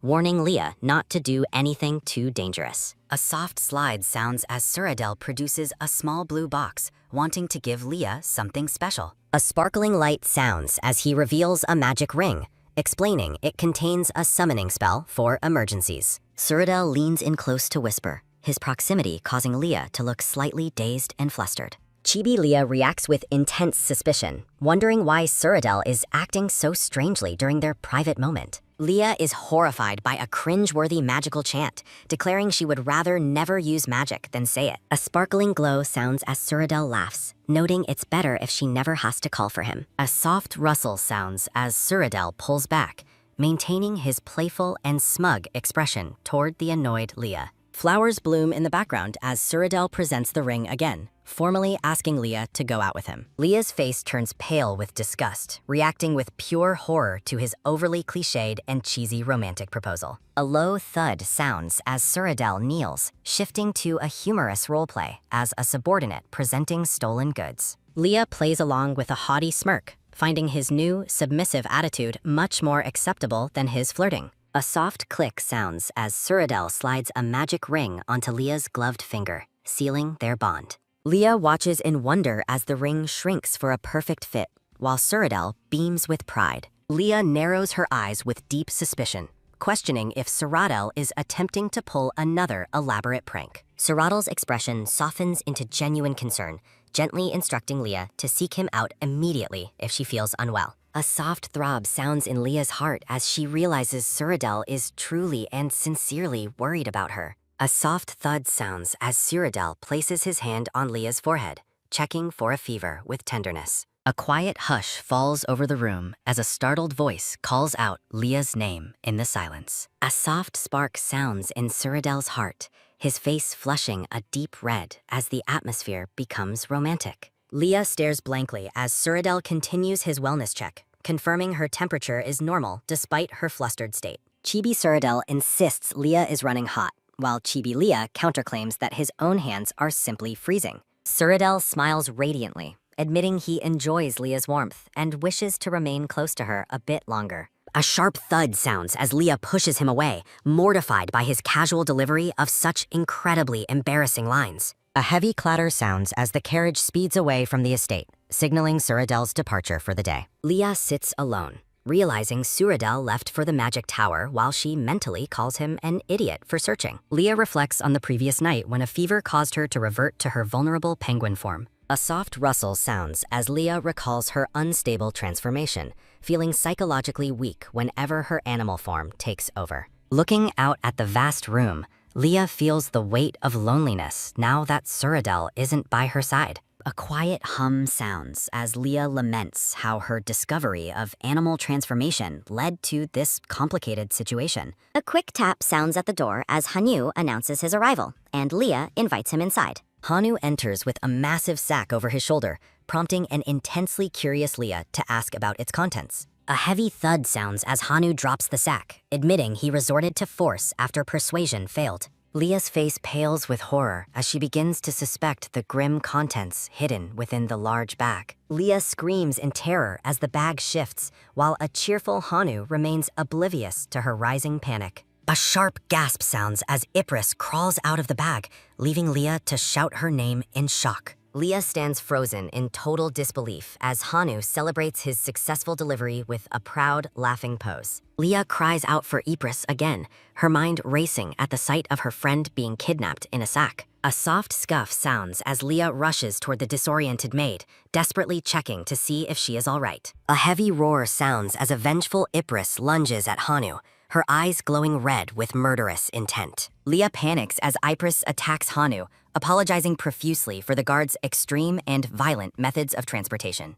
Ypres seizes Hanyu by his collar, demanding to know why a whale beastman like him was hunting her. With a fierce glare, Ypres vows to find Leah as soon as possible, refusing to let Hanyu escape. A heavy silence falls as Leah stands awkwardly by, sweating as she wonders how to reveal the truth. Leah asks who the newcomer is, leading Ypres to turn and face her with a sharp, suspicious look. Leah points to herself, declaring she is actually Adelius, the very penguin they have been searching for all along. Ypres turns away in disgust, dismissing Leah's claim as absolute nonsense while hoping they never meet again. Leah grabs Ypres, reminding her of the secret they shared behind her father's back to prove her identity.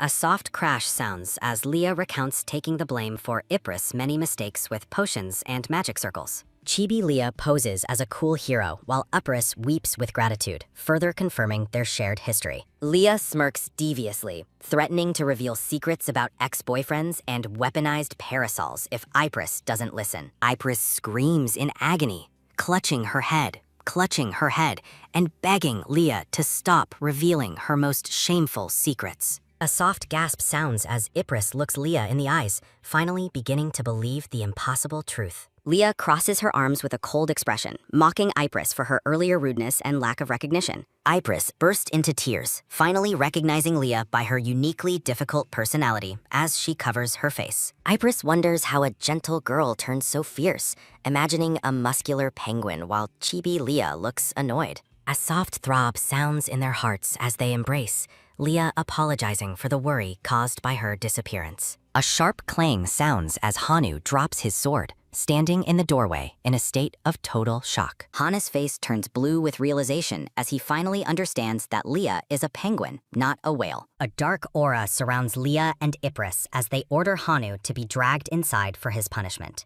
A soft sob sounds as Hanu kneels in repentance, his hands raised in surrender after his massive mistake. Leah asks Ypres about Suradel's father, while the pink-haired maid confirms his name is Reynos. A chilling flashback reveals Primo looking like a walking corpse while the magic tower falls into absolute chaos. Ypres questions if the shady whale kidnapped Leah, while Chibi Suradel looks on with a smug grin. Leah reflects on her lack of options, her penguin spirit lingering as she admits she had nowhere to go. Ypres urges Leah to return to the magic tower together, her expression filled with genuine concern for her. Ypres insists Reynos wouldn't hate Leah for being a beastman, revealing her own identity as a minotaur. A flashback shows Ypres lying about translating penguin language just to secure a job at the estate. Leah turns away with a cold shoulder as the pink-haired maid calls out to her in desperation. Ypres questions how Leah speaks so fluently if she has only been a human for a short time.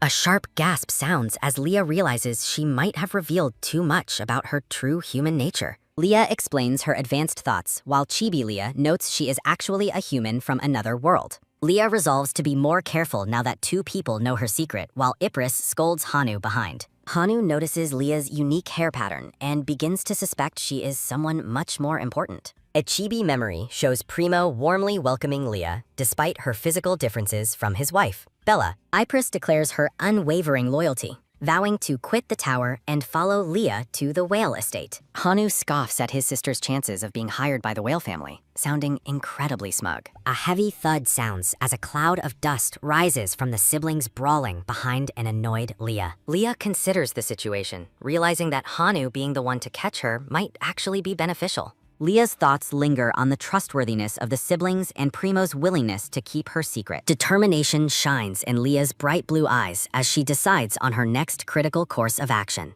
Ypres and Hanu continue their comical fight in the background while Leah prepares for the future. A new day begins at a lush green mountain range, the site of the upcoming hunting competition. Leah plans to rescue the injured male lead, Theodore, who appears bloodied in her mental vision. Leah notes that the original story's protagonist, Anemone, should have been the one to step forward. Ypres explains that Anemone is currently searching for a fiery-eyed penguin, showing a funny drawing of Leah. Leah worries about the risk of Theodore imprinting on her if she is the one to save him. The scene shifts to a heavy brown sack resting on the floor of Leah's private room. A sudden gasp sounds as Leah unexpectedly reverts to her penguin form while resting in her bed. Penguin Leah panics and paces the floor, terrified because a maid is scheduled to wake her up soon. A quick tap sounds at the door, sending Penguin Leah into a state of total wide-eyed panic. Suradel stands at the door with a calm expression, unaware of Leah's current animal transformation. A terrified scream escapes Penguin Leah as she hears Suradel decide to enter the room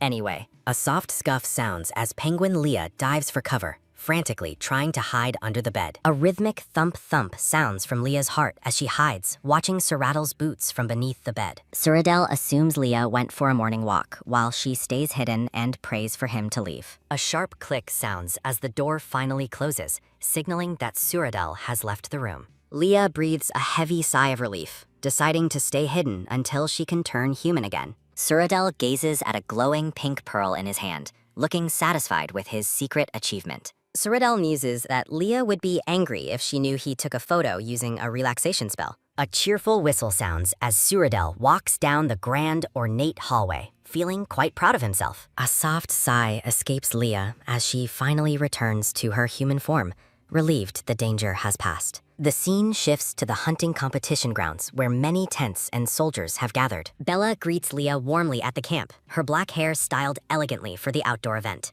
Leah asks for permission to visit a nearby water area, gesturing toward the beautiful mountain scenery. Bella affectionately pats Leah's head, encouraging her to go and enjoy herself at the water. A soft slide sounds as Bella produces a flare signal, telling Leah to use it for any emergency. Leah recalls the original novel, remembering that Theodore was attacked and forced to use a signal. Leah notes that the original flare was tampered with and failed, making her intervention absolutely necessary. Leah smiles brightly while holding her new flare, followed by Hanu as she heads toward the forest. The dense, sun-drenched forest looms ahead as Leah enters the woods to begin her rescue mission. Hanu apologizes to Leah as they trek through the forest to start their secret mission. Hanu questions why Ypres joined them, but the maid insists she has a noble task to fulfill. Leah thanks Ypres as the maid hands over a large brown sack filled with essential transformation supplies. Hanu and Ypres watch in silent confusion as Leah begins to pull items out of the heavy bag. Leah dons a dark brown cloak, preparing to disguise her identity as she moves deeper into the forest. Ypres presents 2 potions, explaining that one will change Leah's voice while the other alters her eye color. A loud, quick gulp sounds as Leah quickly downs the potion to complete her temporary magical disguise. Leah compares her usual appearance to her new hooded form, now sporting glowing golden-orange eyes. With her eyes glowing brightly, Leah is confident that her disguise will prevent any accidental imprinting from Theodore. Leah reflects on the original story, where imprinting meant falling in love with whoever happened to save him. A somber Theodore appears in Leah's mind as she considers imprinting to be nothing more than a curse. Hanu asks why Leah is hiding her face, unaware of the complex romantic risks she is trying to avoid. Leah jokes about committing a crime, causing Hanu to panic while Ypres remains perfectly calm. Adjusting her hood, Leah claims she's hiding to prevent people from falling in love at first sight. Leah takes command of the group, ordering the siblings to follow her instructions without question.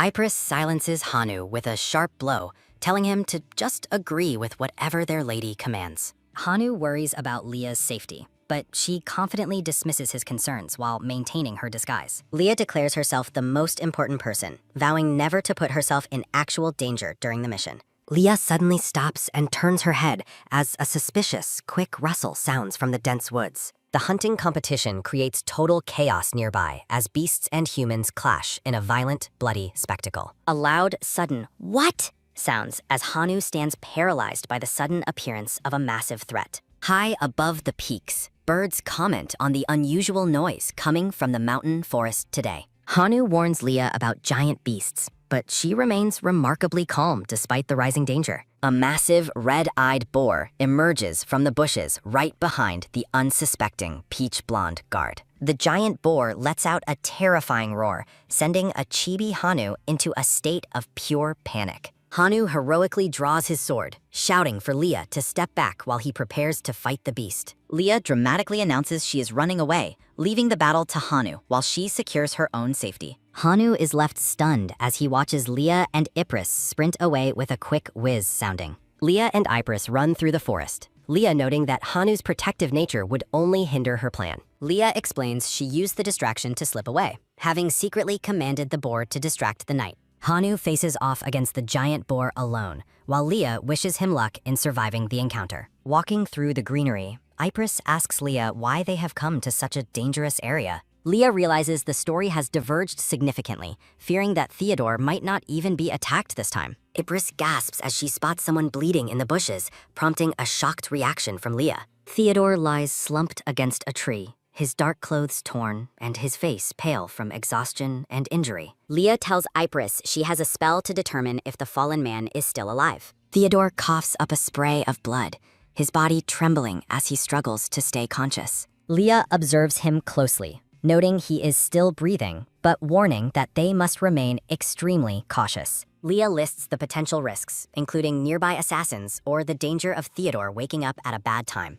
Leah decides to move in and check on him personally, signaling her intention to the worried maid. Ypres looks at Leah with a soft, supportive smile, trusting her lady's judgment in this critical moment. Leah and Ypres share a quiet look of mutual understanding before proceeding with their risky rescue. Leah reflects on why main characters often hide their secrets from those willing to die for them. Leah's golden eye shines as she considers the possibility of revealing the truth to her loyal companions. Surrounded by flowers, Leah looks momentarily surprised as she steels her resolve for the task ahead. A death flag warning appears as Leah questions what will happen once they leave the forest safely. Ypres asks if Leah will be okay, and Leah covers her face while deciding to save the man. Leah approaches the injured Theodore, her dark hood obscuring her face as she enters his field of vision. Theodore groans in pain, his state suggesting that he has been poisoned in addition to his physical wounds. Leah reflects on her past life spent in hospitals, feeling oddly prepared to handle such a grim sight. Disguised in her dark cloak, Leah decides to use the elixir she took from Cyrodiil to treat the injury.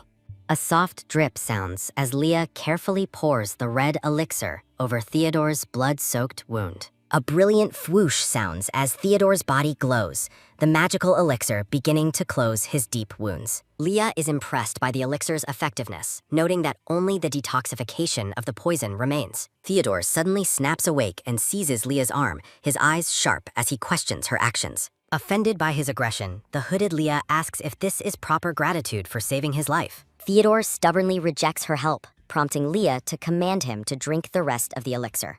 Leah's patience wears thin as she mentally insults the ungrateful man while maintaining her stoic disguise. Leah recalls the difficulty of obtaining the elixir, remembering how she had to beg Cyrodiil for it. She reflects on her morning struggles, from nearly being discovered by Cyrodiil to abandoning her guard, Hanu. Overcoming her annoyance, Leah forcefully grabs Theodore, determined not to let his arrogance result in his death. A quick glug sounds as Leah pours the rest of the elixir directly into the stunned man's mouth. With the task finished, Leah steps back while Theodore coughs, his life now successfully out of immediate danger. Theodore wipes his mouth, realizing the liquid wasn't poison as he stares at the hooded woman in silence. A sudden, firm grab sounds as Theodore reaches out for Leah's gloved hand, pulling her closer. Surrounded by a romantic floral aura, Theodore gazes intensely into Leah's golden eyes, his expression uncharacteristically soft.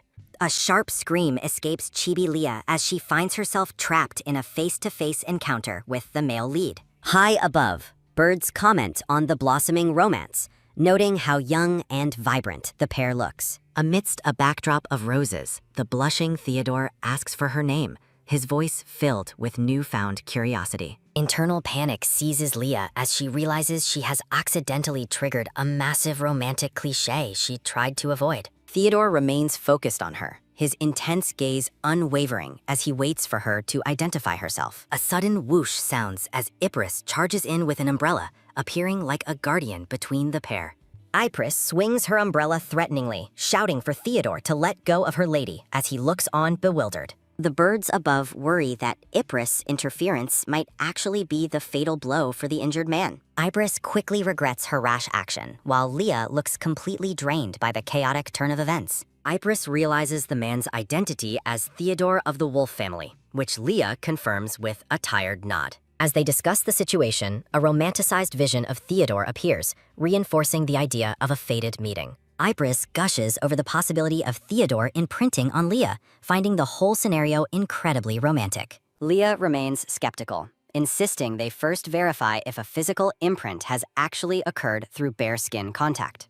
Ypres explains the mechanics of imprinting, and Leah realizes the maid has been gathering specialized information. Leah stares suspiciously at Ypres, questioning exactly where she learned such specific details about the Wolf family. Leah notes that the information is likely reliable, given it came from the master of an information guild. Ypres reveals she heard it from an ex-boyfriend who worked for the Wolf family, sounding quite casual about it. A vision of the silver-haired ex appears as Ypres prepares to check Theodore for a specific pattern. Ypres boasts about her superiority over her ex while she and Leah share a joyful moment. Leah leans over the unconscious Theodore to inspect his skin, searching for any sign of a magical mark. Relieved that no pattern exists, Leah sighs while Ypres laments the loss of a potential love triangle. Ypres imagines a love-love theater scenario where both Cyrodiil and Theodore compete for human Leah's affections. The fantasy continues with both men pledging their devotion to her amidst a field of beautiful flowers. Leah's human form appears stunning in the fantasy vision,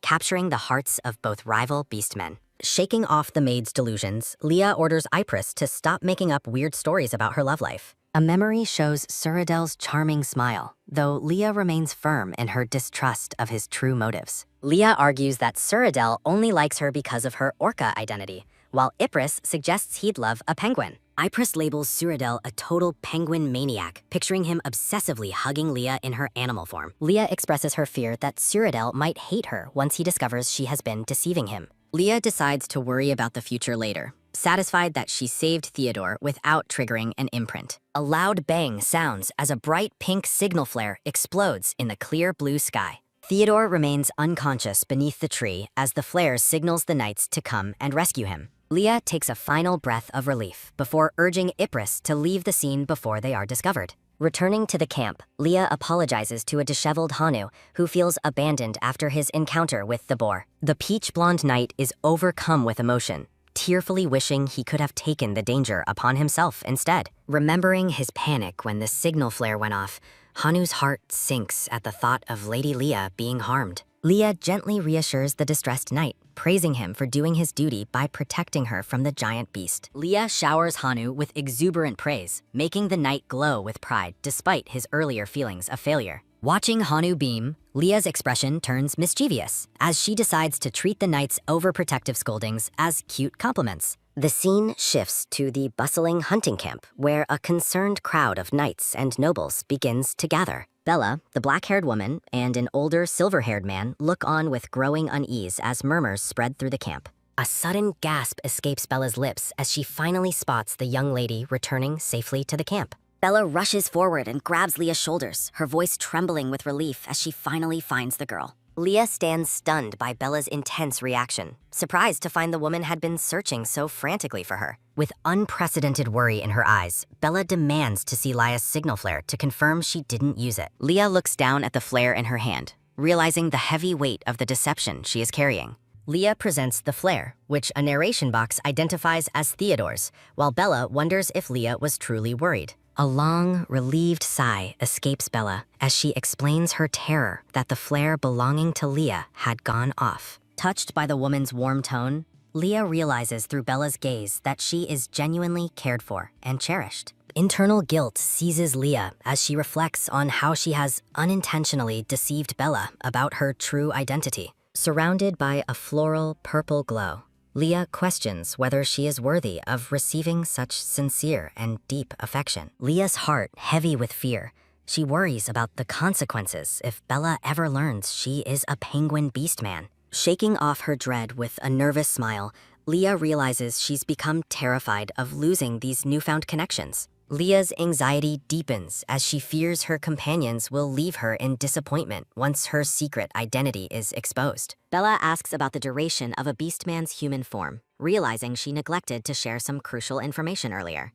A chibi Leah looks distressed as she recalls being forced into her animal form earlier that very morning. Bella suggests traveling to the whale family's territory for Leah's comfort, unaware of the internal panic this causes the girl. Leah's mind screams for help, knowing the head of the whale family would instantly recognize her true penguin identity. Cyrodiil suddenly appears with a bright, cheerful expression, announcing his intention to join them on their journey. Bella sternly orders Cyrodiil to stay behind, ignoring his playful pouting as he calls her by an affectionate name. Cyrodiil begs to come along, while Leah glares at him, silently demanding he honor his promise of secrecy. A memory of Cyrodiil promising to keep her secret flashes by, though Leah remains deeply suspicious of his motives. A sharp command to move aside rings out through the dense, sunlit greenery of the mountain forest. Knights race through the camp carrying the unconscious Theodore on a stretcher, calling urgently for the medical team's assistance. The crowd of onlookers watches in stunned silence as the bloodied and broken male lead is rushed toward safety. Speculation runs wild among the witnesses, who suspect Theodore was the victim of a calculated ambush rather than animals. Leah, Bella, and Cyrodiil observe the chaos, noting the large bruise marking Theodore's forehead from his encounter. Theodore lies unconscious in a bed of white roses,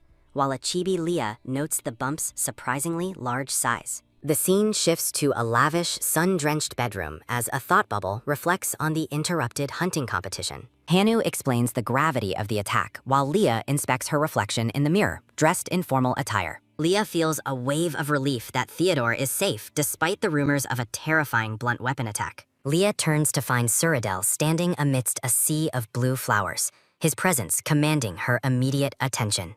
Cyrodiil asks Leah where she is heading, and she calmly replies that she was actually seeking a meeting with him. Cyrodiil looks genuinely surprised by her proactive approach, wondering if they had an official date scheduled for the day. Hanu intervenes and pushes Cyrodiil aside, while Leah looks on with a deadpan expression at their petty bickering. Cyrodiil gleefully shows off a ring on his finger, claiming that the pair even have matching couple rings. A sepia-toned memory reveals a ring being placed on a hand, as Leah's internal voice screams in sudden realization. Pure shock freezes Leah as she realizes the ring she was given back then was actually a romantic couple ring. Fuming with rage, a chibi Leah prepares to throw the ring at a sweating Cyrodiil for his deceitful tactics. A bar chart appears showing Cyrodiil's Leah concentration levels as he explains how meeting her improves his life satisfaction. Cyrodiil smiles warmly, admitting that his life was incredibly tough and unsatisfying before she came into the picture. Leah remains unimpressed by his flattery, while Cyrodiil playfully asks if she wants to hear something truly amazing. Cyrodiil leans in and whispers, wondering if he should share his secret news with the peach-blonde knight listening nearby. Leaning in close to her face, Cyrodiil reveals he has obtained the half-elixir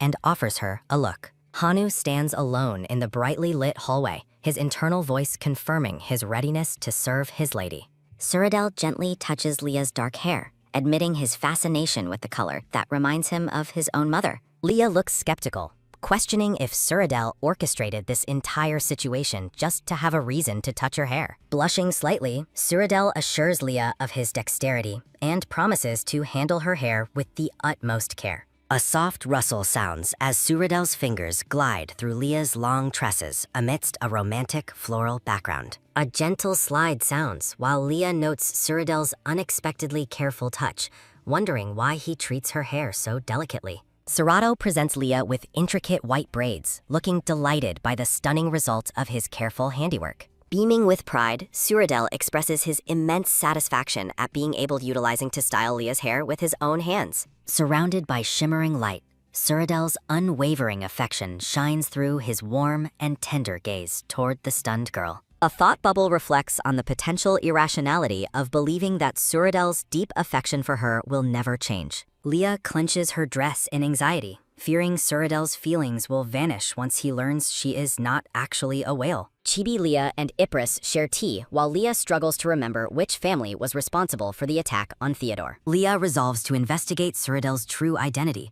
feeling it is a necessary step to secure her uncertain future. Images of the injured Theodore confirm that the novel's events are unfolding in reality exactly as they were written. Leah studies a book about the coming plague, realizing she needs to gather more information to prevent the inevitable tragedy. Looking at the grand mansion, Leah questions why she is so focused on Cyrodiil despite his limited role in the novel. Leah grips her hand firmly on the table, her growing suspicion of Cyrodiil's true nature driving her to uncover his secrets. Chibi Leah points accusingly, wondering if Cyrodiil is at least a supporting male lead given his extraordinary magical presence. Cyrodiil is shown excelling in both magic and combat, possessing top-tier skills that defy the natural order of beastmen. Leah notes that beastmen typically lack magic and plans to investigate the whale territory for answers about Cyrodiil's origins. Ypres asks if Leah truly believes Cyrodiil is the mastermind, her expression filled with concern about their next move. Leah sighs deeply,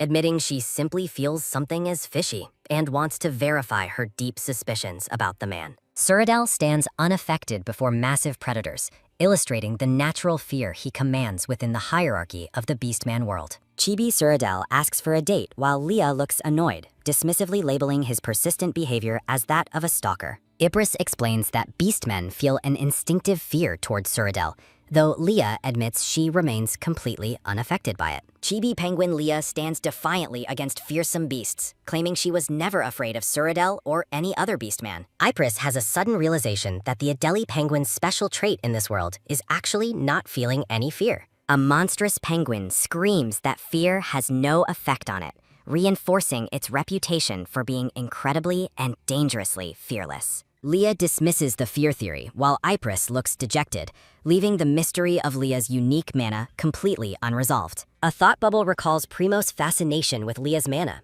a trait that is rarely found in any living beastman. A memory shows the silver-haired Primo marveling at Leah's mana, suggesting it is her true and most special trait. Leah focuses on gathering as much information as possible to prevent the plague and save her father from his fate. A sudden grab sounds as Ypres takes Leah's hands, her expression determined to support her lady through the coming trials. Ypres leans across the tea table and holds Leah's hands, her gaze burning with a newfound sense of protective purpose. Ypres vows that she will not let her companions die, her face full of resolve as she commits to the mission. A sudden throb sounds as Leah looks surprised by Ypres's intensity, touched by the maid's sincere and deep affection. A hooded, eccentric figure with glasses appears, representing the rumored secret master they might need to find for information. Russ notes that finding such a legendary person would be like catching a star, emphasizing the task's extreme difficulty. Russ looks toward the window with a serious expression, mentioning that that person would likely know about many people. Russ suggests they go and meet this mysterious individual,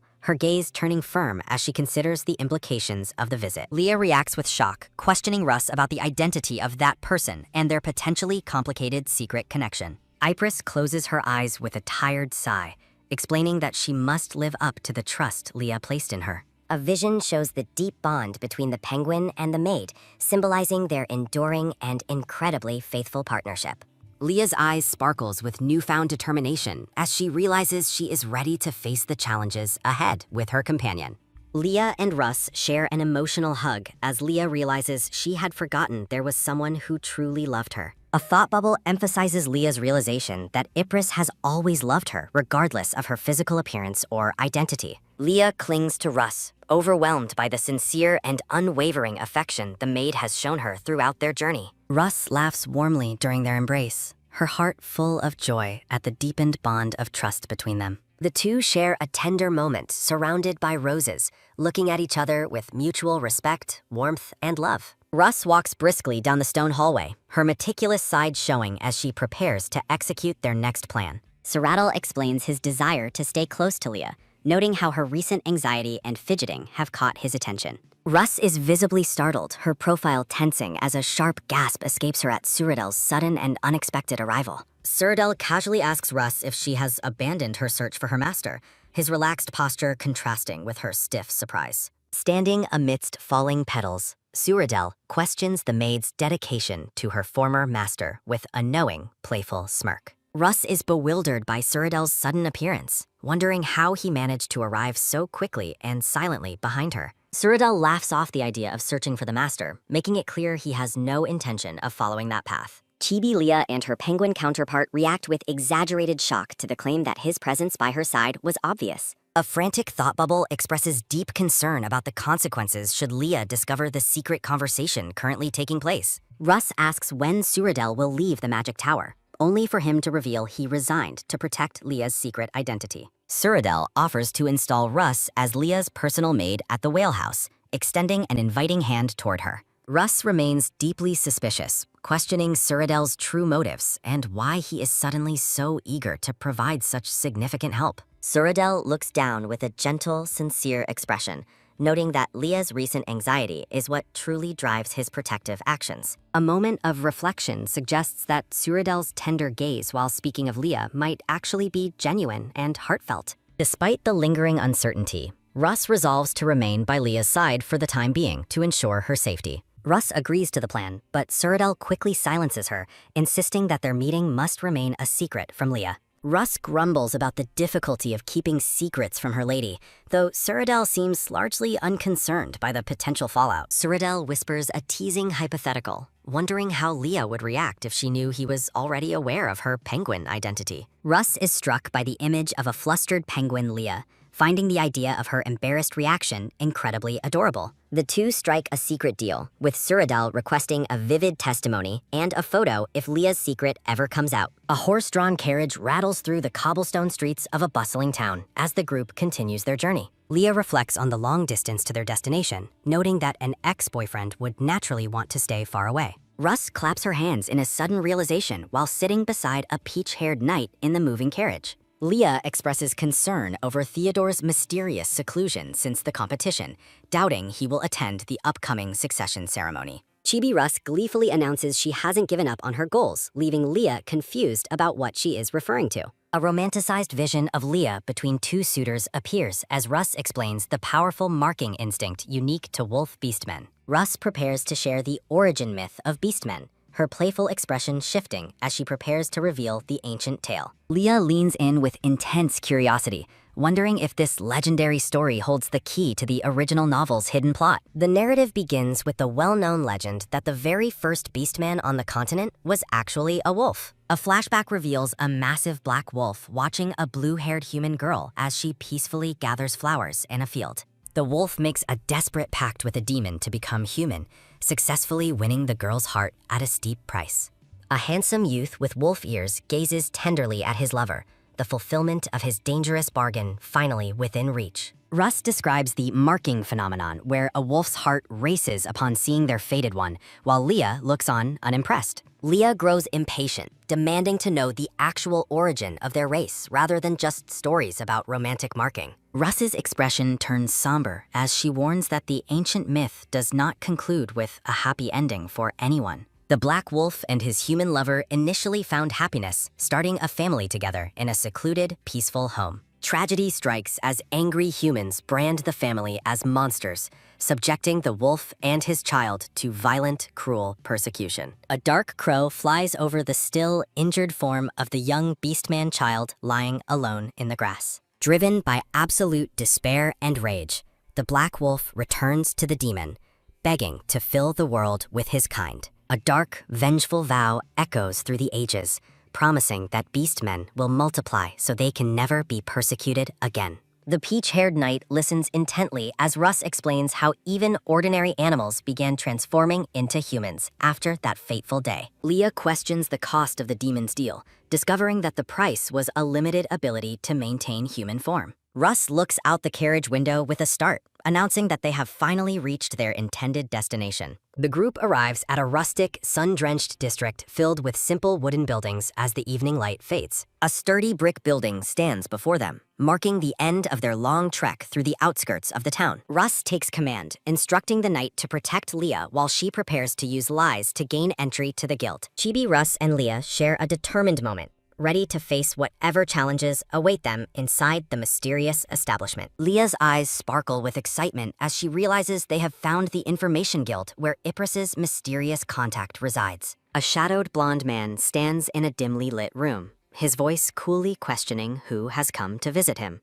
A burly, friendly bartender welcomes the group with open arms, offering drinks to the new arrivals in the lively tavern. The bartender's cheerful expression suddenly freezes in terror, a bead of sweat forming as he recognizes a familiar face among the guests. The group stands before the tavern entrance as someone inside expresses shock at their sudden and unexpected arrival. Ypres, known here as Russ, assumes a commanding posture and fiercely demands to be taken to Jack immediately. A steady, rhythmic thud sounds as Russ's yellow heels strike the wooden stairs while leading the group upward. A bearded guard blocks their path, insisting the servants stay behind, but Russ firmly identifies them as her own. Despite the guard's refusal, Russ demands to know if these restrictive orders came directly from Jack himself. A sharp flinch sounds as the guard nervously explains Jack's immense respect for Ypres, his face paling with visible dread. With a heavy sigh, the guard yields and opens a heavy wooden door to allow only Ypres to enter. A loud creak sounds as the door swings open,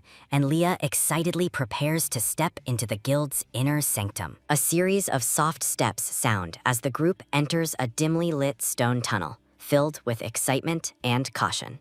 Hanu grumbles about the location's danger, though Russ playfully assures Leah that her Black Bull Knight will protect her. Leah touches her special ring, feeling secure, until a sudden, blinding glint of steel flashes through the dark corridor. A lethal swish sounds as a sharp blade cuts through the air, aimed directly toward the unsuspecting young lady. Leah freezes in sheer terror as she realizes she has been targeted by a sudden and violent surprise attack. A metallic clang sounds as Hanu expertly parries the hooded assassin's strike, frantically checking if Leah is unharmed. Russ pulls the trembling Leah close, her face contorted with rage as she demands an explanation for the assault. The bearded guard reappears with a lantern, awkwardly reiterating that unauthorized people are strictly denied entry to this area. A sharp swish sounds as Hanu keeps his sword drawn, while a furious Russ screams about the guard's negligence. The guard looks horrified upon learning Leah is a noble, as Russ threatens to report this disaster to his boss. A frantic bump sounds in Leah's heart as she anticipates meeting the legendary and potentially imposing Information Guildmaster. A panicked voice rings out, desperately pleading for the group to wait before opening the final door. A cool, detached voice from within the room instructs them to speak,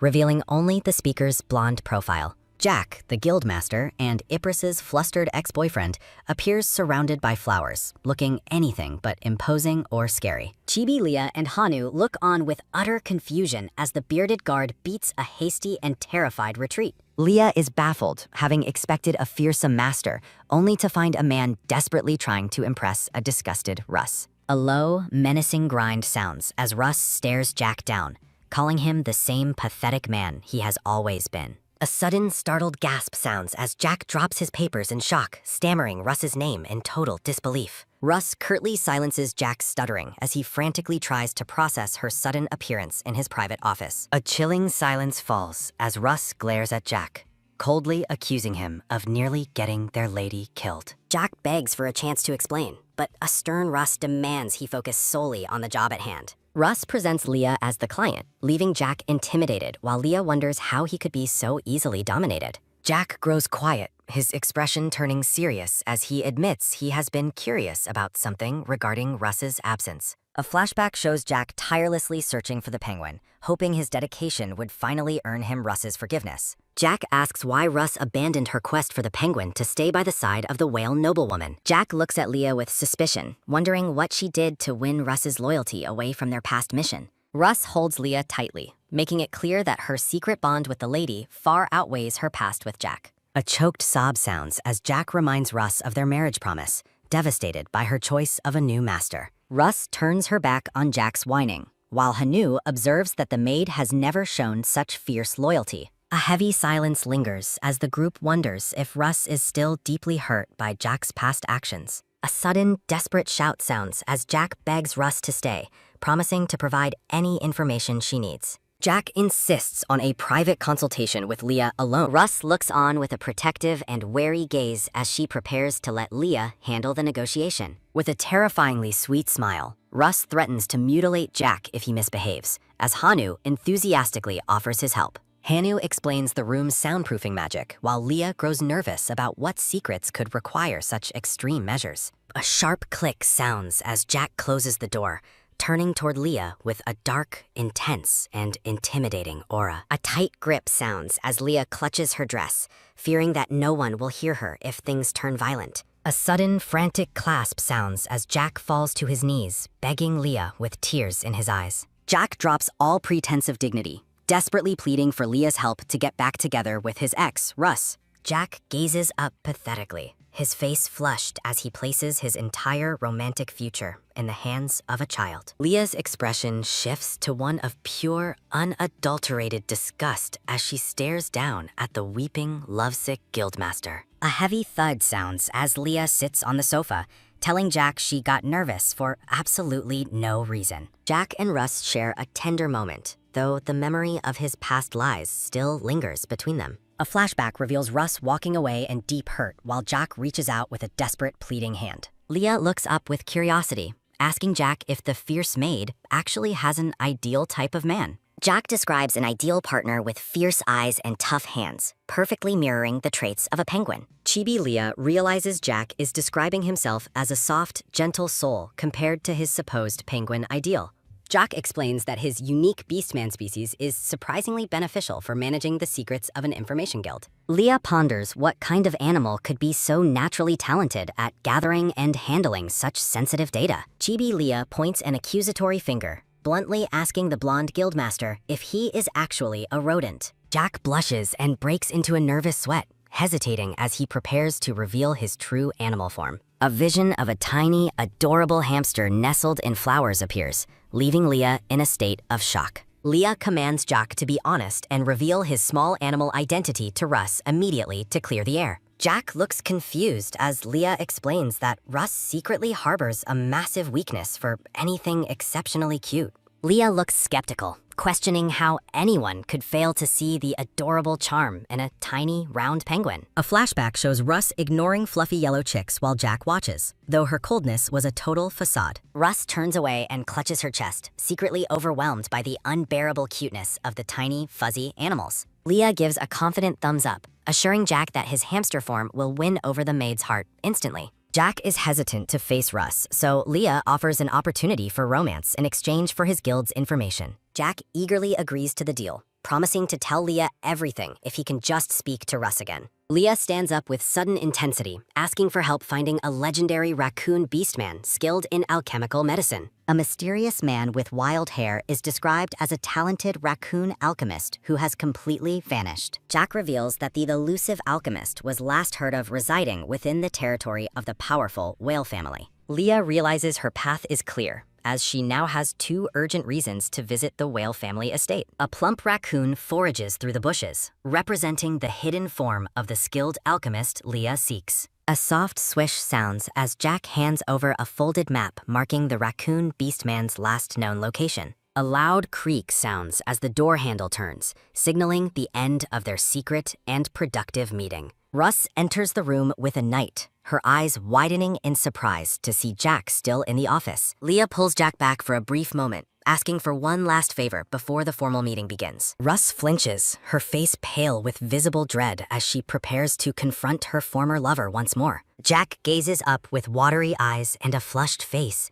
pathetically calling out to Russ as he begs. Russ lets out a soft huff and agrees to listen, acknowledging that Leah has been helpful to her lately. Leah steps in to mediate, explaining that Jack only hid his identity because he feared losing Russ forever. Russ looks away with a troubled expression, finally deciding to give Jack a chance to win her over. The tiny hamster jumps with pure, unbridled joy, celebrating the first step toward reclaiming his lost romantic future. Leah watches with a deadpan expression while Russ struggles to suppress her intense internal reaction to the cuteness. Hearts fill the room as Russ finally surrenders to her instincts, showering the tiny hamster with affectionate kisses. Night falls on a grand mansion as a narration panel sets the scene before the Eagle family banquet. A frustrated groan sounds as Leah grapples with her long, dark hair, which has become a tangled mess. Chibi Suradel happily braids Leah's hair, boasting about his high job satisfaction as her dedicated personal hairstylist. A rhythmic tap sounds as Leah walks through the blue-tinted hallway,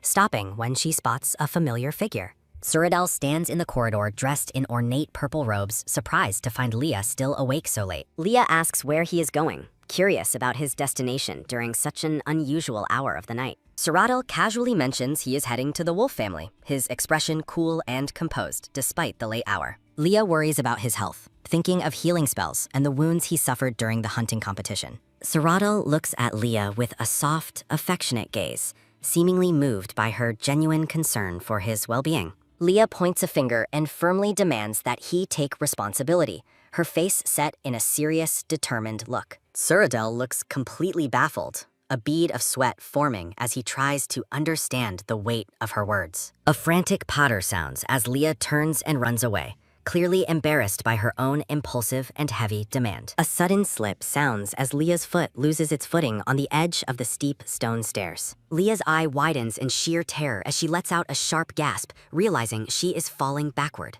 Time seems to freeze as Leah plunges downward toward the steps, certain that a painful impact is imminent. Time slows as Suradel expertly catches Leah amidst a flurry of glowing blue flowers and shimmering starlight. Suradel pulls Leah close, his expression soft and teasing while she looks up at him in dazed surprise. Within a swirl of petals, Suradel safely cradles Leah, his ornate purple robes contrasting against the shimmering blue atmosphere. Leah remains frozen in Suradel's arms, her cheeks flushing as he offers a gentle and affectionate smile. Looking at Leah with genuine concern, Suradel softly asks what would happen if she were to actually get hurt. A cute tumble sounds as a flashback shows Leah's round penguin form bouncing harmlessly due to her natural padding. Leah regains her composure and bluntly asks Suradel to let her go now that she has thanked him. A tight grip sounds as Suradel refuses to release her, claiming his hands simply won't move from her hair. A low growl sounds as Leah loses her patience,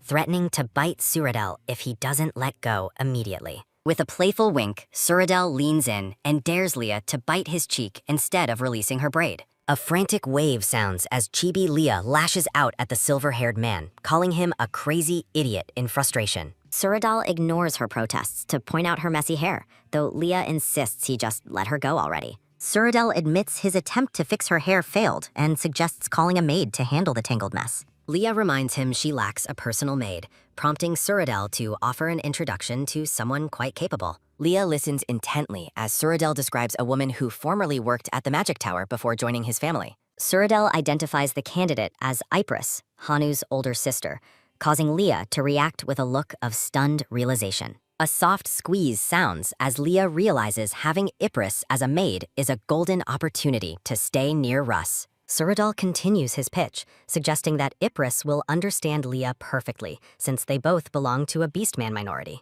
Suradel assumes her silence is acceptance, noting that Ypres can arrive the day after tomorrow if he sends word. Leah is delighted by the plan, realizing she can finally be close to Russ, even while staying in Wales. Suradel's fingers linger on Leah's long, dark hair, his touch careful despite his earlier teasing and playful antics. A soft rustling sounds as Suradel continues to fuss over her hair, his expression hidden as he works. Suradel stands tall behind Leah, the pair framed by vibrant pink blossoms as he helps her with her appearance. Suradel playfully comments on Leah's fragrance, but she deadpans that he is simply terrible at discerning different scents. A sudden ba-dump sounds as Leah grows excited about a potential gift and the chance to see her father. Morning light spills through grand double doors, signaling the start of a new and very busy day at the estate. Leah sits at the breakfast table, her eyes wide with shock as she holds her utensils in frozen anticipation. Bella suggests that Leah attend the upcoming party as Suradel's partner, noting she hasn't been properly introduced yet.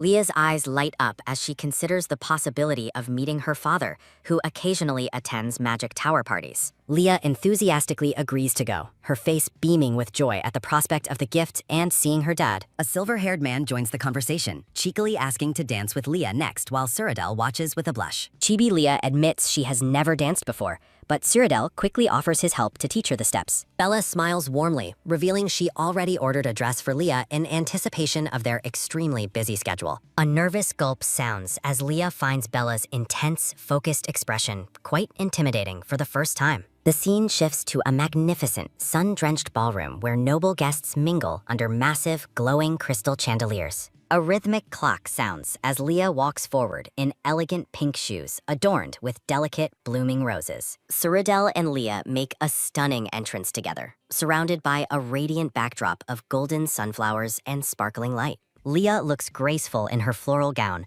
though she internally reflects on how difficult the journey to this moment was. A chaotic montage of scrubbing, brushing, and dressing sounds as Leah recalls the intense effort required for her transformation. Leah glances around the crowded room, her expression turning somber as she realizes her father is nowhere to be seen. Suradel notices her distraction and asks if she is looking for someone, but Leah tries to dismiss her disappointment. Leah sadly assumes her father must be out searching for her, making it impossible for him to attend the party. Leah worries about how much time has passed and how anxious her father must be during her long absence. Leah considers her father's magical tracking abilities, wishing she were an animal again to make a secret return easier. A dark, brooding figure appears in the crowd, and Leah is stunned to recognize Theodore standing before her. Theodore glares with an intense, furious expression, his presence at the party catching Leah completely off guard. Theodore looms over Leah with a menacing aura,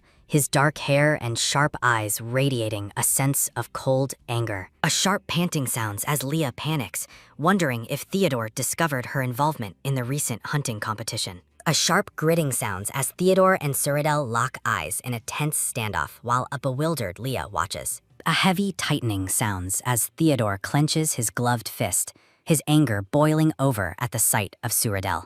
Theodore grits his teeth in frustration, his expression dark as he lets out a curse under his breath. Leah stares in wide-eyed disbelief at the sudden outburst, her thoughts racing in confusion as the chapter concludes. Theodore's anger boils over as he spits out another vulgarity, his face set in a deep, brooding scowl. Stunned by the heir's blatant hostility, Leah can only wonder what on earth just caused such a scene. A sharp swish sounds as Theodore turns away, leaving a bewildered Leah and Cyrodiil standing in the quiet hallway. Cyrodiil teasingly asks if Leah's mind has gone hazy after her injury, and she sheepishly admits he might be right. Leah looks concerned, asking Cyrodiil why he isn't upset that another family heir just insulted him and stormed off. Cyrodiil gestures dismissively, commenting that comparing the male lead to a mere ant is a bit harsh but manageable. Cyrodiil clarifies the nature of his visit, mentioning that he only came for healing magic and had received consent. A nervous bead of sweat falls as Leah remains troubled by the tense atmosphere and Theodore's strange behavior.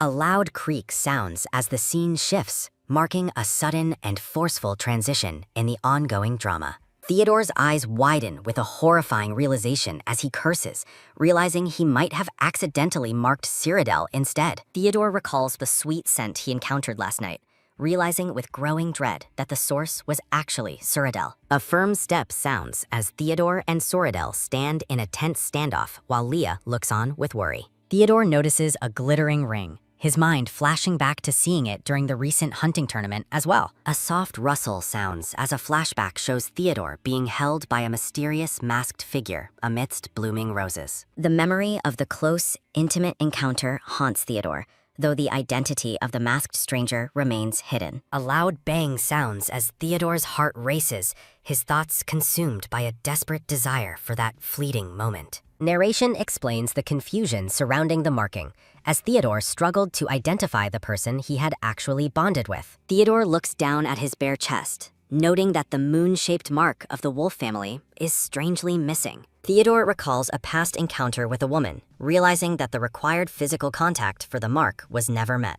A pained gasp sounds as a feverish Theodore suffers in bed, unable to recover from his wounds since the tournament. Theodore realizes that until the mark is completed, his fever will persist, making his suspicion of Cyrodiil even worse. A heavy stride sounds as someone walks down a grand hallway, approaching a set of large, ornate doors. A sharp click sounds as Theodore tells his mother to stop searching for the person he marked, surprising her. Theodore's mother looks worried, warning him that his life is in danger if the bond isn't finalized soon. A weary huff sounds as Theodore insists on finding another way, his face flushed with the persistent, draining fever. His mother reflects on Theodore's long resistance to the mark, hoping his current illness would finally change his mind. Looking at her stubborn son, his mother realizes that pushing him further will only make the situation more difficult. The scene shifts back to the banquet, where Leah finds herself alone in the magnificent hall after Cyrodiil leaves. Leah wonders what to do now that her companion has stepped away,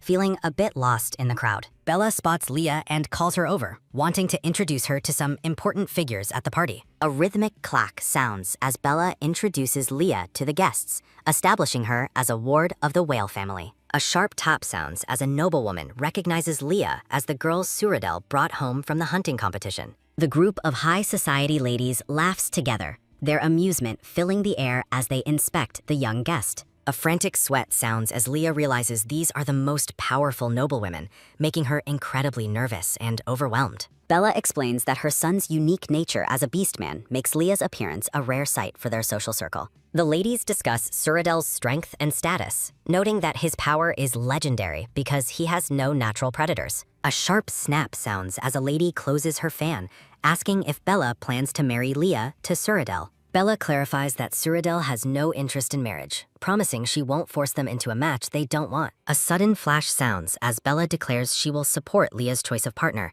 causing the ladies' eyes to sparkle. A sudden flare sounds as the ladies aggressively pitch their own children to Leah, leaving her completely stunned and flustered. Bella politely intercedes, explaining that Leah is still learning to control her transformations and isn't ready for such meetings. A disappointed shuffle sounds as the noblewomen back off, realizing they won't be able to secure an introduction just yet. Narration explains that a beastman's transformation ability is directly linked to their lifespan, adding weight to Bella's excuse. The text reveals the grim reality that a beastman remains in their final form upon death, often making identification impossible. This tragic fact led to a high crime rate against animal form beastmen, who were often hunted like ordinary animals. Leah realizes that Bella's mention of her clumsy transformations was a clever way to protect her from unwanted social pressure. The high society ladies finally take their leave, bidding farewell as they move on to other guests in the ballroom. A soft pew sounds as Leah lets out a long sigh of relief,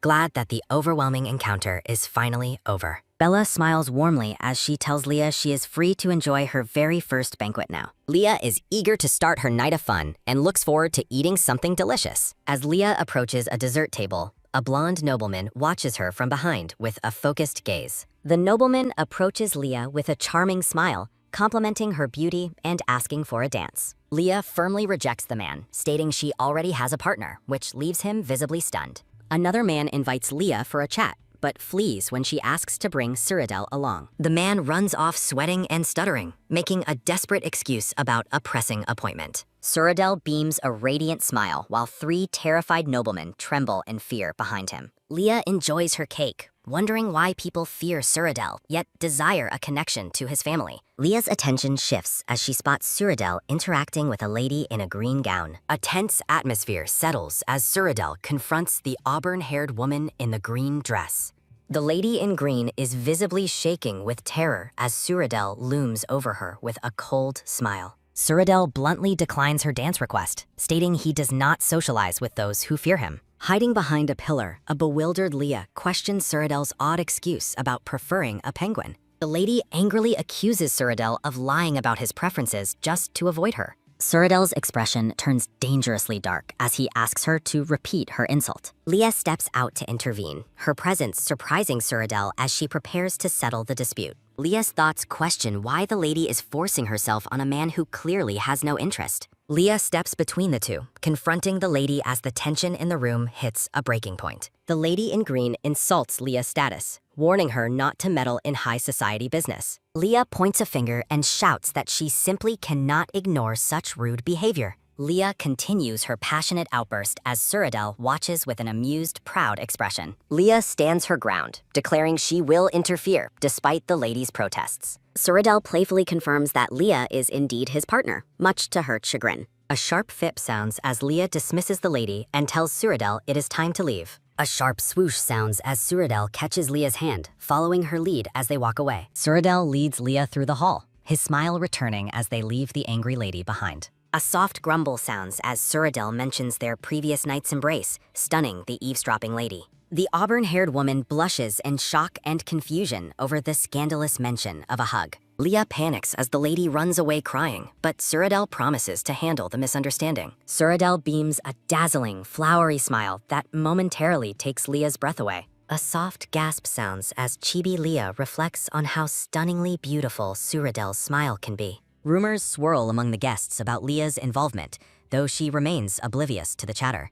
Night falls over the magnificent whale estate, signaled by the rising full moon. A weary stretch sounds as Leah finally returns to her room, exhausted from the busy day. Leah recalls Cyrodiil mentioning a special gift waiting for her inside her chambers. A sharp creak sounds as Leah opens her door, only to stop in total disbelief. Russ, the kind maid with peach hair, stands waiting with a warm, welcoming smile. A bright flare sounds as Leah's face lights up with pure joy at the reunion. Leah rushes forward and throws her arms around Russ in a happy, tight embrace. Leah holds Russ's hands, expressing how much she missed her during their time apart. Russ explains that the art of transformation is as natural as breathing once you understand it. Chibi Leah looks confused as Russ asks if she can describe the simple act of breathing. Leah realizes that transformation is an instinctual power she already possesses. Russ prepares to reveal the second gift, heightening Leah's excitement. A pile of glittering, colorful gemstones spills out, shimmering with a radiant light. Leah's eyes go wide with shock at the sight of the dazzling treasure. A double ba-dump sounds as Russ notes that Leah loved sitting on rocks as a penguin. A soft embrace sounds as Leah hugs Russ again, deeply touched by the thoughtful gifts. Leah sighs with longing, wishing she could transform into a penguin to enjoy her new gems. Leah reflects on Russ's comparison of transformation to breathing, hoping a change in mindset makes it easier. Concentrating hard, Chibi Leah's focus turns into a gloomy exhaustion as her attempts initially fail to yield results. Frustrated and panting, Leah struggles to understand why she cannot transform alone when she could previously at night. Leah squeezes her eyes shut, determined to reclaim her penguin form so she can finally enjoy her sparkling gems. A sudden, airy whoosh sounds as the room brightens, leaving Leah confused by the sudden shift in energy. Perched atop a pile of pink roses, a round blue penguin appears, looking around the room in total shock. Flap flap sounds as Penguin Leah waves her wings, utterly astonished that she successfully managed to transform on her own. A sharp click sounds as Leah notices someone approaching the door, hoping it is her kind maid, Russ. A heavy kerchuk sounds as the door opens, revealing Cyrodiil, while Russ celebrates Leah's genius in a mental flash. Entering with a bright smile, Cyrodiil asks Leah if she received the glittering gift he left in her room.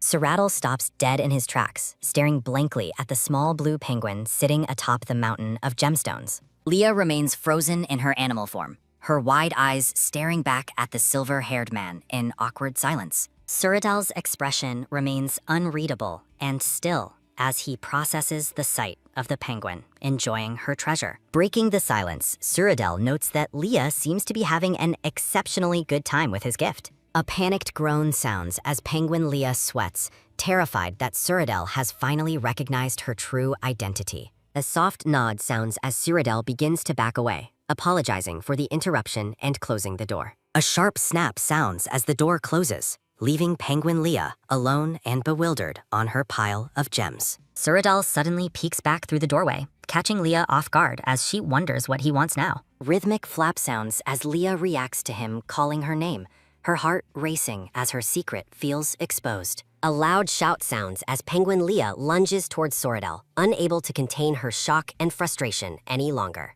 Cyrodiil catches the small bird with ease, lifting her up to eye level with a calm and knowing gaze. A firm lift sounds as Cyrodiil holds Leah steady. His expression remains serene as he observes his companion's penguin form. Leah stares at him in disbelief, questioning why he kept her identity a secret despite knowing the truth all along. Cyrodiil finds the penguin's curious expression amusing, his smile widening as he continues to hold her gently. Leah recalls her past exhaustion, realizing how obvious her struggle must have been to the silver-haired man. A memory flashes of Leah's clumsy attempts to stay hidden while Cyrodiil watched her with silent, hidden amusement. 4 sharp squeaks sound as Leah aggressively pecks at Cyrodiil, demanding to know if he was laughing at her. Cyrodiil merely blushes and beams, surrounded by a flowery aura that highlights his incredibly beautiful and distracting appearance. 2 angry squeaks sound as Leah realizes Cyrodiil is using his charms to pretend he is innocent once again. Russ returns to the room, gasping at the sight of her lady in her adorable round penguin form. Russ's face flushes with a mix of shock and concern as she observes Leah's persistent animal transformation. Penguin Leah squawks loudly in response to the maid, who feels a wave of relief seeing her lady safe. A gloomy aura settles over Penguin Leah as she realizes she might not automatically revert to her human form. Leah worries that Bella might feel betrayed if she discovers the secret she has been hiding all this time. The image of a disappointed and stern Bella haunts Leah's thoughts, filling her with a deep sense of guilt. A shadow falls over Penguin Leah's face as she contemplates the weight of the lies she has told. A soft rustle sounds as Cyrodiil kneels down to eye level, his presence providing a strange sense of grounding. Cyrodiil speaks softly, questioning if Leah truly believes his mother would ever consider her to be a useless ward. A sudden, startled gasp sounds as Leah realizes Cyrodiil's words are meant to comfort her growing insecurities. Cyrodiil encourages her to think carefully, reminding her that their shared racial heritage offers many solutions to her problems. Cyrodiil's radiant smile returns, momentarily clearing the heavy atmosphere and making Leah's heart flutter with a strange warmth. Russ gestures with a finger, advising Leah to focus on the feeling of being human to trigger her reversal. Penguin Leah looks down dejectedly, knowing she must succeed to help save her father from the whale family. Russ admits there is a more forceful method to trigger a humanization, though her tone remains hesitant. Pointing again, Russ urges Leah to stop stalling and try one more time to regain her human shape. Leah lets out a defeated groan, feeling completely stuck in her penguin form despite the encouragement from her companions. Leah jumps up with a surprised squeak as Russ reveals the shocking secret behind the forced transformation method. An elegant vision of two deer and joined hands illustrates the deep physical bond required for the forced reversal. Penguin Lia's eyes go wide with realization as she finally understands the scandalous implications of the transformation ritual. A soft smooch sounds as a blue-haired man kisses the cheek of his daughter, the memory warming Leah's heart. Ypres suggests that skinship with Cyrodiil might be the key to transformation, leaving Penguin Leah completely baffled. Cyrodiil looks uncharacteristically shy as he tells Leah he is ready for the task ahead. Penguin Leah squawks in outrage, offended that Cyrodiil seemingly views her as nothing more than a pet. A quick cough sounds as Cyrodiil jokes about the kiss, though he doubts it will trigger her transformation. Cyrodiil gently holds the grumpy blue bird, who remains skeptical of his playful and distracting motives. Penguin Leah waves her wings frantically, protesting their casual decision regarding her potential first kiss. Cyrodiil promises they will find a solution by morning if she remains stuck in her animal form. Time passes as the group gathers in a grand room, where Leah remains stuck as a small penguin. Cyrodiil wonders if it is time to reveal Leah's true identity to his mother, the dark-haired Bella. Ypres suggests delaying their trip to whale territory by claiming the young lady has suddenly fallen ill. A sad aura surrounds Penguin Leah, yet she remains determined to reach whale territory at any cost. Cyrodiil decides to extend their schedule, prioritizing finding a way to return Leah to her human shape. A busy energy fills the estate as the maids and servants prepare for the group's sudden departure. Bella suddenly appears, her sharp gaze searching for Cyrodiil as she calls out his name. A rhythmic thump sounds as Cyrodiil hides the penguin under a blanket on his back to avoid suspicion. Cyrodiil lies to his mother, claiming Leah is simply exhausted from the party and needs to sleep.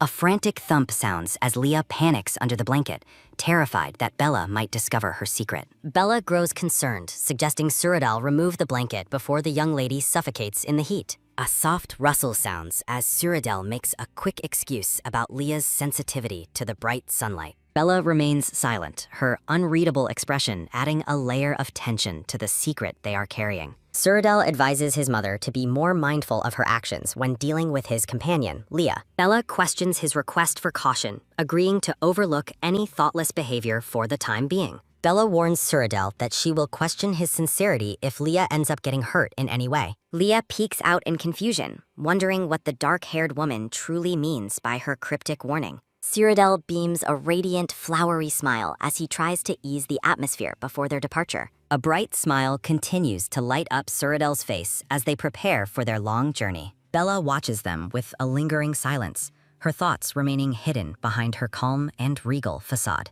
Bella finally dismisses them, expressing confidence that Cyrodiil will handle things well on his own. The group gathers on a massive magic circle, ready to set off for the distant Whale Island. A sharp snap sounds as Cyrodiil activates the teleportation magic with a confident and graceful gesture. A powerful swoosh sounds as the magic circle erupts in light, whisking the entire party away. A sudden ba-dump sounds as Penguin Leah clenches her eyes shut during the dizzying magical transit. They arrive at the magnificent whale estate, a sprawling white palace under a perfectly clear blue sky. A soft, amazed sound as Penguin Leah peeks from the blanket, stunned by their nearly instant arrival. Cyrodiil explains the complexity of high-level magic as the staff begins unloading their heavy luggage. A steady step sounds as the group moves through the polished, high-arched halls of the estate. Cyrodiil playfully proposes marriage, promising Leah a life where she never has to walk again. Leah is momentarily swayed by the idea of a material marriage filled with comfort and icy luxuries. A quick swish sounds as Cyrodiil sets Leah down in her new, lavish chambers on the island. A sudden ah sounds as Ypres blurts out that the young lady was asking for a kiss. Ypres makes an excited ha-ha sound,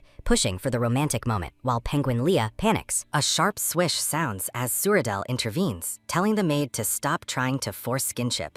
Ypres apologizes, admitting she let her excitement for Leah's first kiss get the better of her. A soft rustle sounds as Cyrodiil kneels, offering his support whenever Leah might need it. A soft hesitate sounds as Penguin Leah wonders why she still resists a man who is so attentive. Leah contemplates the kiss, worrying her hard beak might actually injure Cyrodiil's soft lips. Cyrodiil playfully suggests a game of rock, paper, scissors to settle the debate over the kiss. A quick raise sounds as they play, with Cyrodiil choosing scissors while Leah can only use her wing. Cyrodiil flashes a winning smile, realizing he has easily outmaneuvered the small bird in their game. Penguin Leah realizes with horror that her flippers can only ever represent paper, making her an easy target. Cyrodiil drags the struggling maid away as she shouts about witnessing their first kiss before a sharp click sounds. Sitting on the bed, Cyrodiil playfully teases Penguin Leah, asking if his little joke has made her truly angry. A quick glance from Penguin Leah reveals her frustration at being unable to transform at will to find her friend. While Cyrodiil discusses the low success rate of a kiss,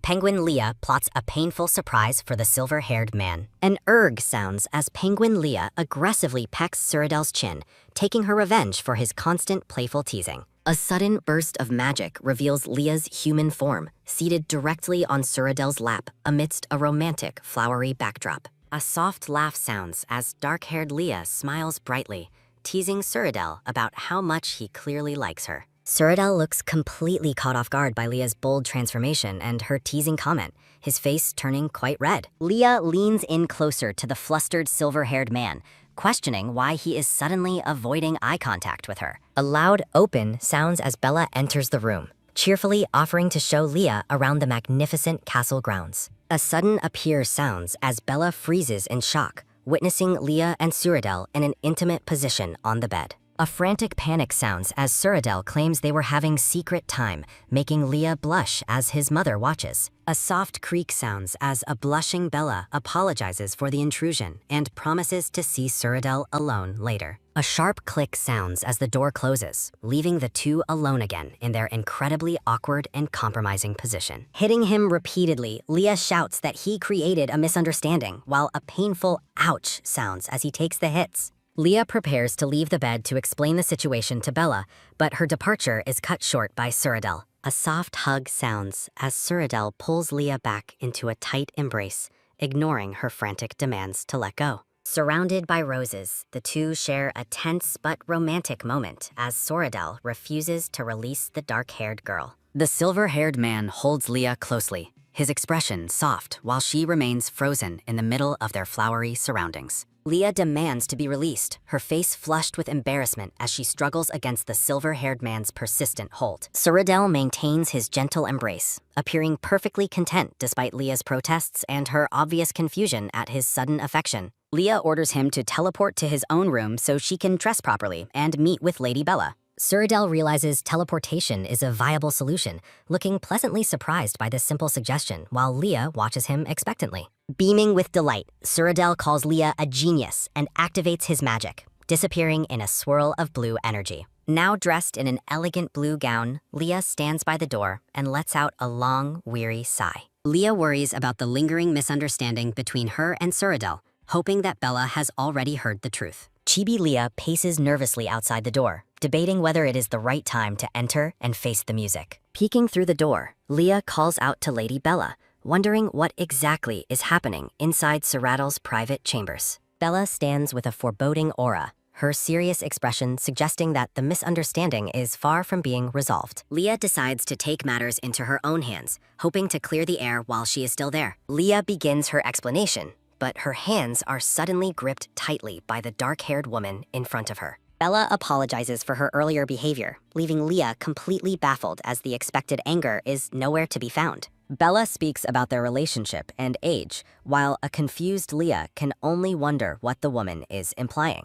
Bella erupts in a fiery fury, shouting that they have known each other for less than a single month. Resting a hand on Leah's shoulder, Bella explains her anger is directed solely at her shameless son's impulsive actions. A memory of their intimate moment on the bed flashes back, highlighting the source of the persistent and awkward misunderstanding. Leah hesitates, worried that denying their involvement now might only serve to make the formidable Bella even more enraged. Leah tries to claim that nothing truly happened, which surprises Bella as the girl's face flushes with deep embarrassment. A soft click sounds as Cyrodiil enters the room, wearing a loose shirt and drying his damp silver hair. A flustered Cyrodiil adjusts his open shirt, surrounded by a radiant floral aura that momentarily stuns the dark-haired Leah. Leah questions why he suddenly decided to take a shower, her expression full of suspicion as she observes his appearance. Cyrodiil avoids her gaze and claims he was simply feeling hot, though his blushing face suggests a different reason entirely. Bella dismisses them, telling Cyrodiil to report to her office immediately once he has finished his conversation with Leah. Leah asks if the confusion was cleared, while Cyrodiil warns her to explain things carefully to his mother later. Cyrodiil finds himself feeling a bit disappointed that Leah was so quick to tell his mother they aren't dating. Cyrodiil stops suddenly, his curiosity piqued as he notices a letter in Leah's hand and asks who it is for. Leah holds the envelope close, explaining her wish to let her father know she is safe and still alive. Leah wonders if the heat has affected Cyrodiil, as he acts strangely when the name Sir Reynos is mentioned. Chibi Leah reveals her short, simple message to her father, while a skeptical Cyrodiil questions if it's enough. Cyrodiil takes a more serious tone, warning Leah that sending the letter might allow Sir Reynos to track her. Cyrodiil holds the letter while Leah beams, her excitement radiating through the flowery background. A sharp snap sounds as Cyrodiil demonstrates his proficiency with high-level teleportation magic. Reaching into the portal, Cyrodiil promises to deliver Leah's letter while Sir Reynos is preoccupied. Leah looks on in wonder as Cyrodiil prepares to reveal a special gift he prepared for her. A soft swish sounds as Cyrodiil presents a magnificent magic staff, adorned with a snowflake and pink ribbons. Taking the staff, Leah is amazed to learn that the silver-haired man crafted the intricate tool himself. Leah reflects on how her past lies to hide her penguin identity led to this unexpected gesture. The realization that Cyrodiil went through so much effort just for her fills Leah's mind with surprise. Clutching the staff, a blushing Leah questions the motives behind Cyrodiil's extreme kindness toward her. Leah sadly reminds him that as a penguin, she lacks the ability to use magic despite the gift. Looking down, the dark-haired girl worries she has only made things more difficult for her companion. Cyrodiil stares at Leah with a soft, attentive gaze, sensing her inner turmoil and hesitation. Startled out of her thoughts, Leah responds with a quick, nervous stutter as she looks at the man. Cyrodiil explains that his choice had nothing to do with the misconception of her being an orca. Surrounded by a radiant light, Leah stands in awe of the magical potential the staff might hold. The scene shifts to the Mage Tower, where the spires loom tall under a starry night sky. Sir Reynos trembles with a visible fury, his anger over his daughter's disappearance boiling over at his desk. Leah's simple, heartfelt letter lies on the desk, signed with a small blue penguin footprint. A sharp crumple sounds as Sir Reynos crushes the paper, ordering the tower to cease their fruitless search. Sir Reynos realizes that if someone powerful is hiding Adelius intentionally, a basic search will never work. With a dark and menacing expression, Sir Reynos vows to obliterate whoever is keeping his daughter away. Back at the estate, Leah stands elegantly in her blue dress while holding the snowflake-themed staff. Leah asks about mana, mentioning that Lord Primo specifically told her to seek Cyrodiil's expertise on the matter. A thought suggests that Primo's advice stems from his deep and overwhelming affection for Lady Bella. Cyrodiil ponders the surprising way Leah's mana is generated, despite her lack of natural affinity for magic. Gripping her staff tightly, Leah questions the significance of her unusual mana capacity and its origins. A vision of Bella and Primo appears as Cyrodiil explains how some can draw mana from the air. Leah contemplates whether the original course of history was altered 20 years in the past. Chibi Cyrodiil explains that Leah lacks both natural mana generation and any innate affinity for magic. A sudden flare of blue energy erupts around Leah, stunning her as she holds the magical staff. Cyrodiil suggests that her daily proximity to his own abundant mana might be influencing her abilities. A soft whimper sounds as Leah recalls her childhood at the tower, realizing why his explanation makes sense. Leah points out the necessity of memorizing complex formulas and incantations to cast spells properly. A sharp snap sounds as Cyrodiil performs a quick feat of magic with just a single finger. Leah stares intensely, her expression fixed as she processes the ease with which Cyrodiil uses his power. Declaring her surrender, Leah tries to return the staff, claiming she wants to give up on magic. Leah admits her struggle with calculations and fears she will run out of mana mid-spell. Cyrodiil reassures her that her mana capacity is actually far greater than that of any normal person. Beaming with a radiant, flowery aura, Cyrodiil offers to constantly refill Leah's mana whenever she needs it. Horrified by the intimate implication, Leah crossly rejects the idea of having his mana inside her body. Suradal insists it would be a waste for her to quit now and encourages her to continue studying. Leah begins to explain the life motto of a legendary penguin she holds in high regard. A sudden appear sounds as a mysterious, goggled penguin is revealed to be Leah's personal idol. Chibi Suradel looks confused when Leah describes the penguin's companion as a dinosaur similar to a dragon. Suradel smiles warmly, admitting he designed the magic staff specifically to elicit such a reaction from her. While most wizards use staffs for stability, Suradel explains he has taken a far more unique approach. The snowflake staff glows softly as Suradel reveals he has already engraved powerful spells directly into it. Leah's eyes light up with joy as she realizes she can cast magic simply by channeling energy. Suradel asks if he can tie up her hair, to which an excited Leah distractedly agrees. A soft rustle sounds as Suradel tends to her hair while Leah celebrates her newfound magical ability. Leah worries she's getting too excited as she reflects on hiding her true identity as a penguin. Inwardly, the dark-haired girl wonders if her previous lies regarding her identity truly don't bother Suradel at all. Leah directly asks the silver-haired man if it bothers him that she spent so long pretending to be an orca. Suradel smiles warmly, confessing he liked her as a penguin, but is even happier now that she is human. A soft swish sounds as Suradel gently ties Leah's hair, admitting he always knew she wasn't lying on purpose. Suradel teasingly remarks that the secret was fun, prompting a flat, unimpressed expression from the flustered dark-haired girl. Suradel admits his curiosity about her reaction to his knowledge, recalling the priceless way she looked during yesterday's confrontation. Startled, Leah demands to know if he was also caught off guard during their earlier, more intimate encounter. Suradel playfully claims he intended to keep pretending he hadn't seen her secret, leaving Leah even more baffled. A gentle smile appears as the silver-haired man leans in, softly declaring his absolute trust in the girl sitting before him. Leah blushes intensely, overwhelmed by how casually the man can utter such deeply embarrassing and sentimental things. Observing the man closely, Leah wonders to herself if his silver hair feels even softer than her own. Leah suddenly requests that the silver-haired man lower his head, catching him slightly off guard with her unexpected command. A soft swish sounds as Suradel complies, tilting his head down while looking up at Leah with a confused expression. A bright giggle sounds as Leah beams with joy, declaring her desire to feel his hair for herself. A soft rustle sounds as Leah runs her fingers through Suradel's wavy silver hair,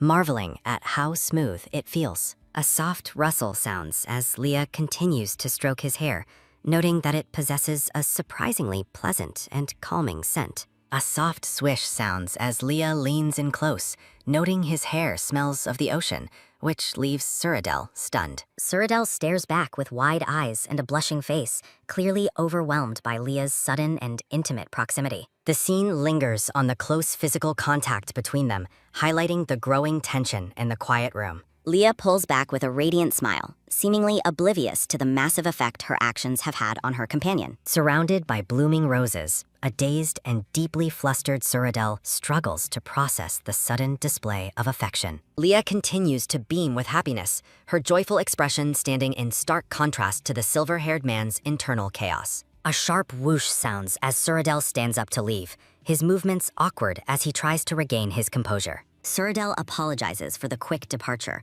realizing he has kept his formidable mother waiting in her office for too long. A sharp snap sounds as Suradel activates his magic, disappearing in a swirl of blue energy while Leah watches him. A quiet hum sounds as Leah reflects on the strange turn their conversation took while sitting alone in the room. A faint flash sounds as the lingering blue mana from the teleportation spell slowly fades away into the air. A soft slide sounds as Suradel collapses onto the floor elsewhere, hiding his blushing face in his hands. The silver-haired man remains curled up on the ground, his face burning as he reels from the recent intimate encounter. A memory of their intimate moment on the bed flashes back, fueling the man's intense embarrassment and growing affection. Suradel recalls Leah's flustered face and her proximity, unable to shake the feeling of her hands in his hair. The image of Leah's radiant, genuine smile fills his mind, making him feel as though his heart might truly explode. Suradel clutches his chest, his expression one of both agony and bliss as he deals with his overwhelming feelings. Looking up with a soft, dazed gaze, the silver-haired man realizes just how much the girl has affected him. The scene shifts to the elegant interior of the estate, where a more serious atmosphere now begins to settle. Lady Bella sits regally on a velvet sofa, her sharp gaze fixed on her son as he finally enters. Suradel questions his mother's judgment, asking why she assumes his feelings for Leah are merely casual or impulsive. A long sigh sounds as Bella closes her eyes, seemingly frustrated by her son's stubborn and romantic nature. Suradel reassures his mother that she has no need to worry about the sincerity of his intentions toward Leah. Standing tall, the silver-haired man speaks with a newfound gravity that clearly surprises the formidable dark-haired woman before him. With a sharp and determined look in his eyes, Suradel vows that he will never be the one to leave. Suradel explains to his mother that falling for Leah was inevitable, his expression softening as he speaks of the girl. An image of human Leah and her penguin form appears, representing the dual nature of the girl he loves. Bella looks genuinely shocked, repeating the revelation that Leah is actually the very penguin her son was so fond of. Bella reflects on Suradel's past, recalling how the Adelia's penguin was the only creature that never feared his presence.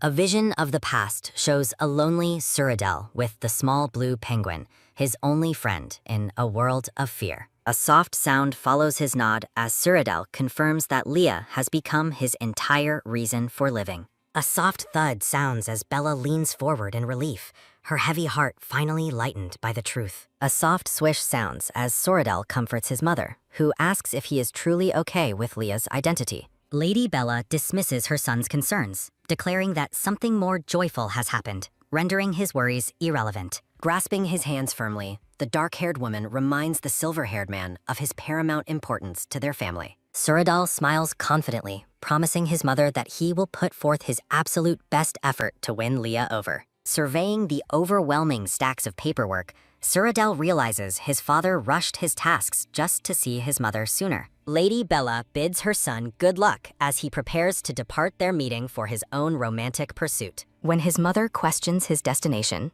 the silver-haired man simply smiles, stating his intention to visit their lovely Leah. Suradel playfully stops his mother, arguing that she should share the burden of the work his father left behind. The dark-haired woman pauses, her expression shifting to one of mild surprise as her son continues his playful teasing. Holding up a finger, Suradel asks his mother to pretend ignorance until Leah is ready to reveal her true identity. Bella is visibly stunned, questioning why someone would claim the girl she expected to be an orca is actually a penguin. The dark-haired woman turns away slightly, admitting she cannot deny a sense of initial disappointment regarding the girl's species.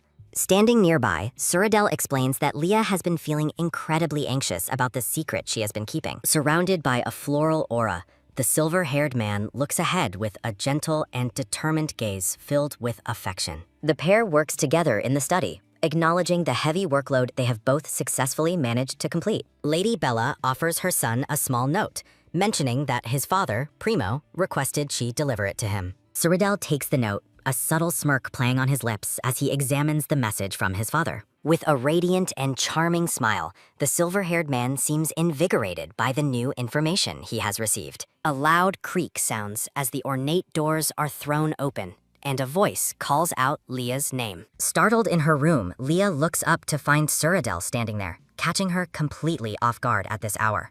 Bathed in a flowery light, Suradel offers a sudden and blunt confession of his feelings, leaving the girl stunned. Leah stands frozen in shock, unable to process the man's casual and direct declaration of his affection for her. Sparkling with joy, the silver-haired man continues to beam at her, seemingly delighted by her flustered and confused reaction. Leah observes his good mood, wondering if his talk with Lady Bella went well, while secretly acknowledging her own feelings. A soft gasp escapes her as Suradel suddenly takes her hands, his touch fueling her growing embarrassment and surprise. Suradel explains that his father told him about a big night market currently happening, offering it as an outing. Leah's eyes widen in excitement at the mention of the market, her curiosity piqued by the prospect of an adventure. She recalls a romantic cliché where events always happen at markets, envisioning a blonde girl and a cloaked man. An image of a raccoon appears as Leah remembers hearing that raccoon beastkin live on the island they are visiting. Pumping her fist in the air, the dark-haired girl becomes determined to use this chance to meet a raccoon beastkin.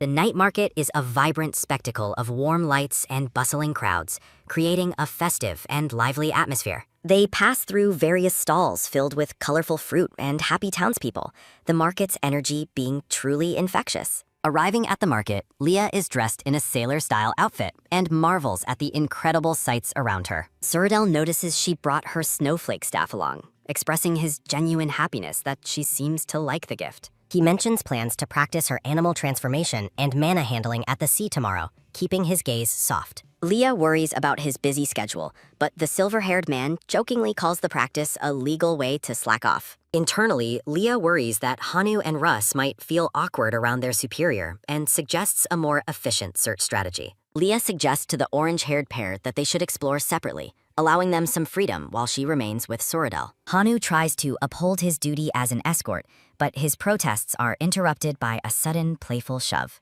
Russ eagerly drags Hanu away, wishing Leah and Cyrodiil a wonderful time on what she perceives as a date. Leah spins around in a fluster, her face turning red as she reacts to the word date with utter shock. A sudden pause occurs as Cyrodiil stops walking, turning his attention back to the blushing girl standing behind him. Leah is overwhelmed by the crowd's whispers that they look like a couple, her embarrassment reaching its peak. A soft rustle sounds as Cyrodiil takes her hand, gently leading her further into the heart of the bustling market. Amidst a flurry of roses and sparkles, the silver-haired man gallantly kisses Leah's hand, leaving her completely speechless. Looking up at her with a tender gaze, Cyrodiil's expression is one of pure devotion as he holds her hand. Leah's face burns a deep crimson, the romantic gesture leaving her heart racing and her mind in a total whirl. Turning away quickly, the flustered girl urges him to get moving, trying desperately to hide her intense embarrassment. The pair continues their walk through the glowing market, the atmosphere between them now charged with a new romantic tension. Cyrodiil presents Leah with a large blue penguin plushie, a thoughtful gift that acknowledges her true and secret nature. They wear cute animal headbands and laugh together, fully enjoying the festive night and each other's company at last. Leah enjoys the market with Cyrodiil, wondering if she will encounter a raccoon beastkin amidst the festive atmosphere. Leah's attention is caught by two suspicious men moving through the crowd, making her feel quite uneasy. A sudden, silent swipe occurs as a hand stealthily snatches a brown notebook from an unsuspecting person nearby. A sharp slap sounds as Leah swiftly grabs the thief's arm, preventing him from escaping with the stolen item. The thief, a young man with messy brown hair, looks back in shock as his attempt is thwarted. Leah demands the man return the notebook immediately, while Cyrodiil watches her bold confrontation from a short distance. Murmurs ripple through the crowd as the dark-haired girl exposes the pickpocket, leaving him feeling cornered and exposed. Admitting a bad habit, the seagull beastkin flees quickly as a sudden, loud dash sounds throughout the bustling market. Holding the recovered notebook, Leah feels relieved that the owner did not lose anything valuable to the thief. Leah and Cyrodiil find themselves alone after the notebook's owner seemingly vanished in a panic during the commotion. Curious about the contents, the dark-haired girl decides to look inside for a name, only to be deeply startled. Leah is stunned to find the notebook filled with hangul, describing a predetermined fate and someone who changed it. Surrounded by crystals, Cyrodiil and Leah appear in an elegant illustration alongside a small orca and a blue penguin. A close-up reveals Leah's wide, trembling blue eye as she reels from the shocking discovery within the journal. Staring at the pages, Leah cannot believe the text is written in hangul, suggesting a connection to her world. Determined to find the owner, the dark-haired girl asks Cyrodiil for help with a serious look in her eyes. A girl with messy brown hair and glasses sits behind bars, looking dejected as her presence is discovered. Standing before the prison, Leah explains to Cyrodiil that the girl has been acting suspiciously around the castle lately. Leah wonders if the girl's interest in the whale family is linked to the prophetic words in the notebook. Cyrodiil nods and agrees to wait outside while Leah speaks privately with the girl in the prison cell. A heavy clack sounds as the large wooden door closes, leaving Leah alone in the dim dungeon hallway. Placing her hands on her hips, Leah prepares to question the mysterious girl about the contents of the journal. Leah presents the notebook to the girl behind bars, asking if she is the one who wrote the text. The girl with glasses looks up with a weary gaze, questioning Lia's interest in her private writings. Lia stares at the journal, admitting to the prisoner that she is able to recognize and understand the writing. A soft gasp sounds as the girl reacts in total shock, amazed that someone else can read her journal. The prisoner offers a deal, promising to share her identity if Lia tells her more about the unique script. A vision of a praying woman appears as Lia reflects on interpreting the journal as if it were ancient. The girl with glasses admits that she could not fully interpret the deeper meaning behind the prophetic journal entries. Lia asks the girl how she can be so certain that the writings are actually a prophecy for their world. The girl explains the prophecy of magic vanishing, but notes that the whale family's continued magic use changes everything. Internally, Lia realizes that the original story she knew has been derailed by these unexpected developments in the world.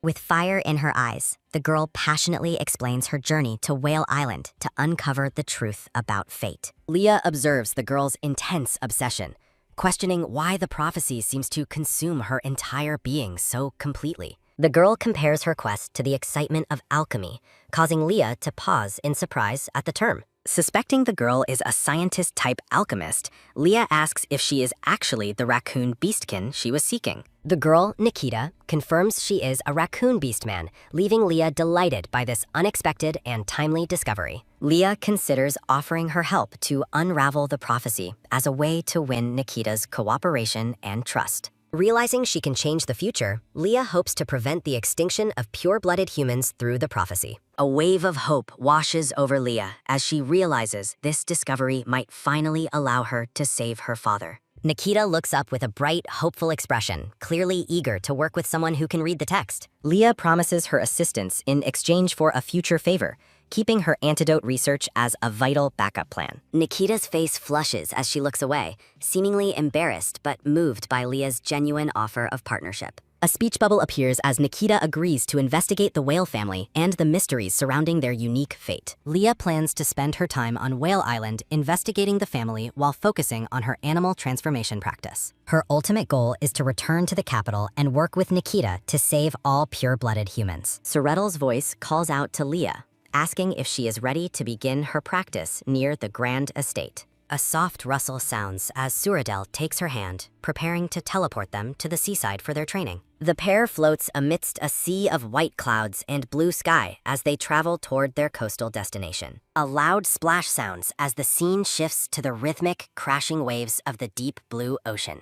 A sudden, sharp scream escapes the dark-haired girl as she clings to Suretel during their chaotic teleportation. Lia's feet dangle precariously over the water as she frantically questions why they were teleported directly above the ocean. A rhythmic, crashing splash sounds as the seawater churns violently beneath them. A loud, freezing crack echoes through the air as a massive platform of ice suddenly forms on the water's surface. Collapsing onto the ice, a trembling Lia admits she feared for her life while a regretful Suretel offers an apology. Staring out at the horizon, the dark-haired girl expresses her deep anxiety about failing her transformation practice again. Suretel offers a comforting smile, promising to step in and help her if things go wrong once more. Taking her hands, the silver-haired man begins explaining the complex internal process of shifting between animal and human forms. Lia looks up with an eager and determined expression, urging him to share his secrets immediately. Using simplified terms, Suretel explains deconstructing and reassembling one's body, leaving the chibi-style Lia completely and utterly baffled. Lia questions how he can even perceive such abstract sensations, noting that most beastmen find them impossible to describe. Suretel reveals that he had to learn transformation later in life, prompting a surprised Lia to ask about his origins. With a knowing and mysterious smirk, the silver-haired man confesses that he is quite different from ordinary beastmen. The dark-haired girl stares at him in wide-eyed wonder, questioning the true nature of his mysterious identity. Turning the question back on her, Suretel playfully asks Lia what she would prefer for him to be. A moment of heavy hesitation hangs in the air as Lia struggles to find the right words to respond. Suretel watches her with a soft and expectant gaze, the surrounding flowers reflecting the blooming tension between them. Internally, Lia wonders if Suretel's presence is the cause of the story's changes or a result of them. Noticing her distant look, Suretel asks what is on her mind, but Lia quickly dismisses it as nothing. Leah resolves to investigate the whale family and confirm Ceradel's true nature as an orca beastman. Cerdal offers to demonstrate his own transformation so she can use it as a reference for her training. A soft, sliding sound occurs as Ceradel partially disrobes, revealing his muscular physique before beginning the transformation. A sudden, startled gasp escapes Leah as she reacts to his bold movements and the intensity of the moment. A thunderous splash sounds as Ceradel dives into the water, sending a massive wave toward the startled girl. Leah's eye widens in pure shock as she watches the transformation take place right before her very eyes. A large orca leaps majestically from the sea, confirming Leah's suspicions about Ceradel's impressive and powerful animal form. Overwhelmed by how adorable he looks, the dark-haired girl leans down to give the large orca a warm hug. A sudden, soft rustle sounds as the texture beneath Leah's hands changes, catching her completely off guard. Ceradel suddenly reverts to his shirtless human form, leaning over the stunned girl in a very intimate position. Leah's mind screams in total confusion as she realizes the compromising and highly romantic situation she is now in. Looking down with a gentle and damp smile, Ceradel calls her name, seemingly enjoying her flustered and shocked reaction. A soft, confused whimper escapes Leah as she stares up at him, her face turning a deep, burning crimson. A shimmering, magical glow erupts between them as the intensity of the moment reaches a fever pitch. Ceradel remains leaning over her, his golden eyes filled with a playful yet tender affection for the blushing girl. A soft, sliding sound occurs as Leah's hand accidentally brushes against his bare chest, heightening her intense embarrassment. Leah's heart races wildly as she tries to process the sudden shift from a training session to a romantic encounter. A sharp, sudden thud sounds as the flustered girl shoves Ceradel away, her face burning with pure mortification. Ceradel laughs heartily, teasing her about liking his orca form, while Leah hides her face in total frustration. Standing back on the ice, the silver-haired man suggests a new idea to help her focus on her practice. Ceradel encourages her to give the transformation another try, and Leah agrees with a determined but nervous nod.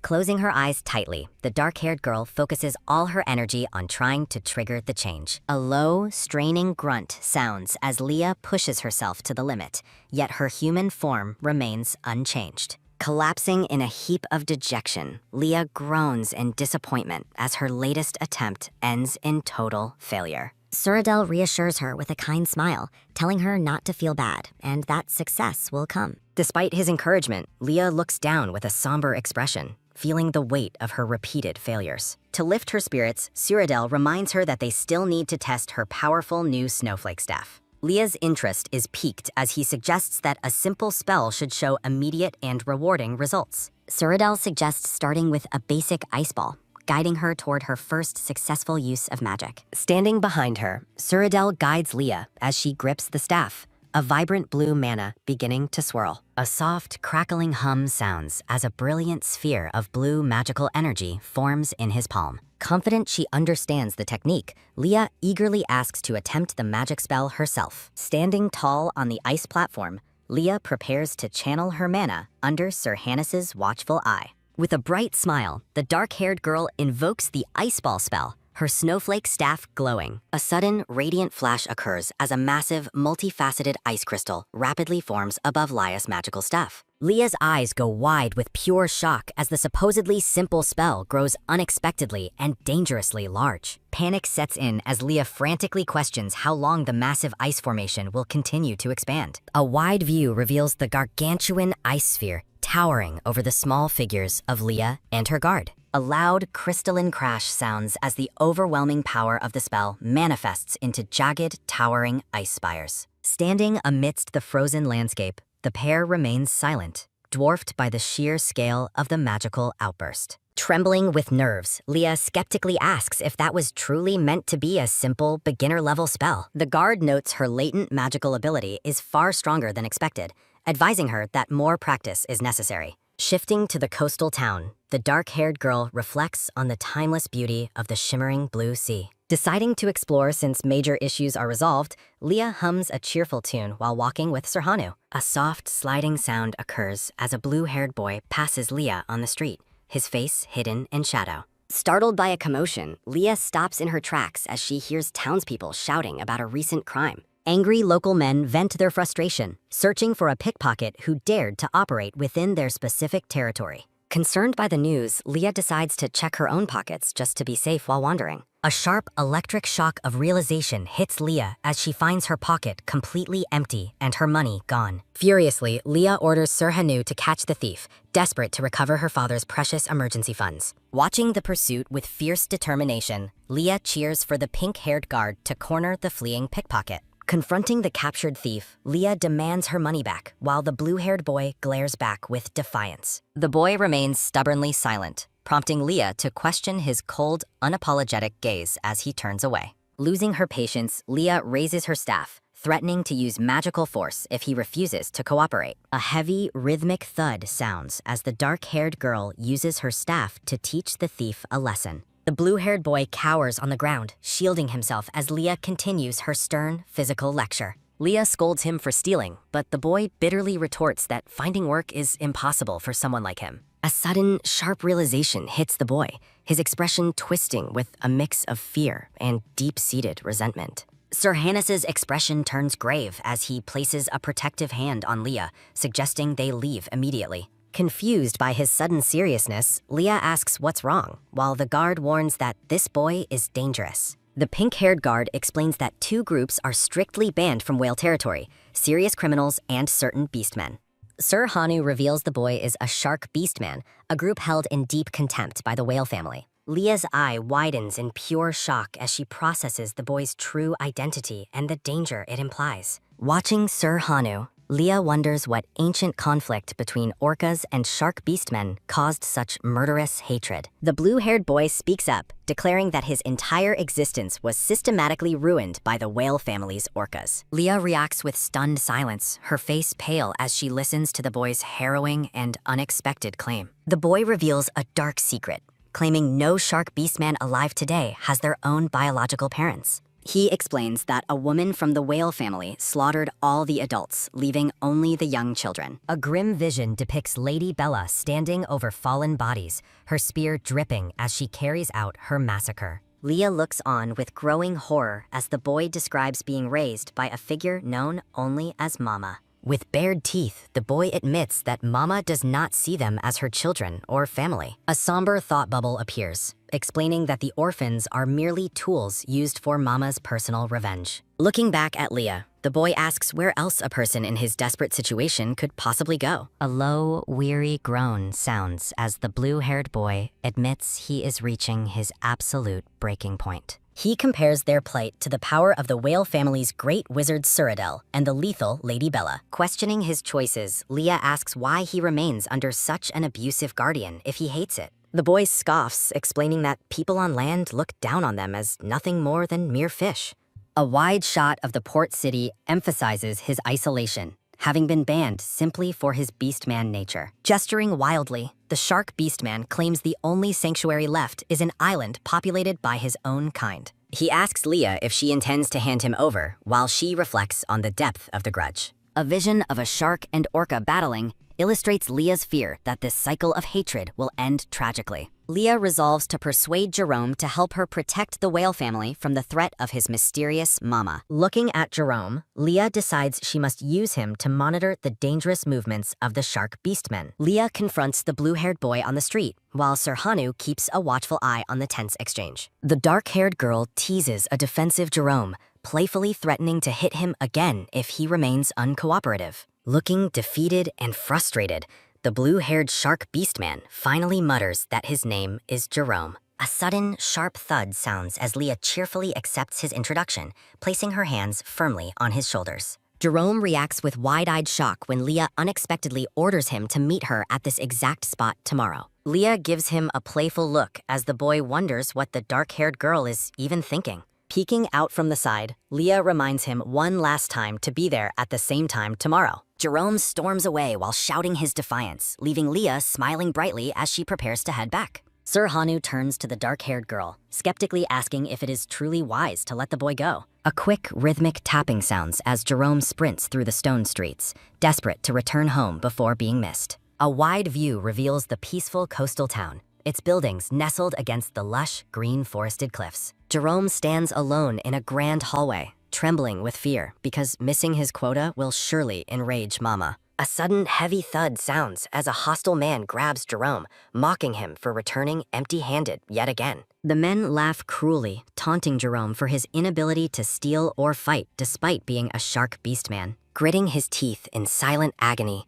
Jerome listens as they suggest Mama might sell him off for being useless. Left alone in the quiet corridor, Jerome shudders with a mix of intense resentment and fear for his future. A soft, startled gasp escapes Jerome as a cold voice from behind the door summons him to enter. Jerome enters the room to find Mama, the lavender-haired leader of the Shark Beastmen, sitting regally on her sofa. Looking down with a cold expression, Mama questions Jerome about his repeated failure to meet the required quota. A sharp, sudden thud sounds in Jerome's chest as he freezes, terrified of being kicked off the island. Desperate to appease her, Jerome reports seeing an orca beastman in the territory, catching Mama's chilling and sudden attention. A rhythmic clicking sounds as Mama approaches Jerome, surprisingly exempting him from his quota after hearing the news. A soft clicking sound occurs as Mama gently takes Jerome's hands, her touch feeling cold and incredibly ominous. A soft sliding sound occurs as Mama hands him a dagger,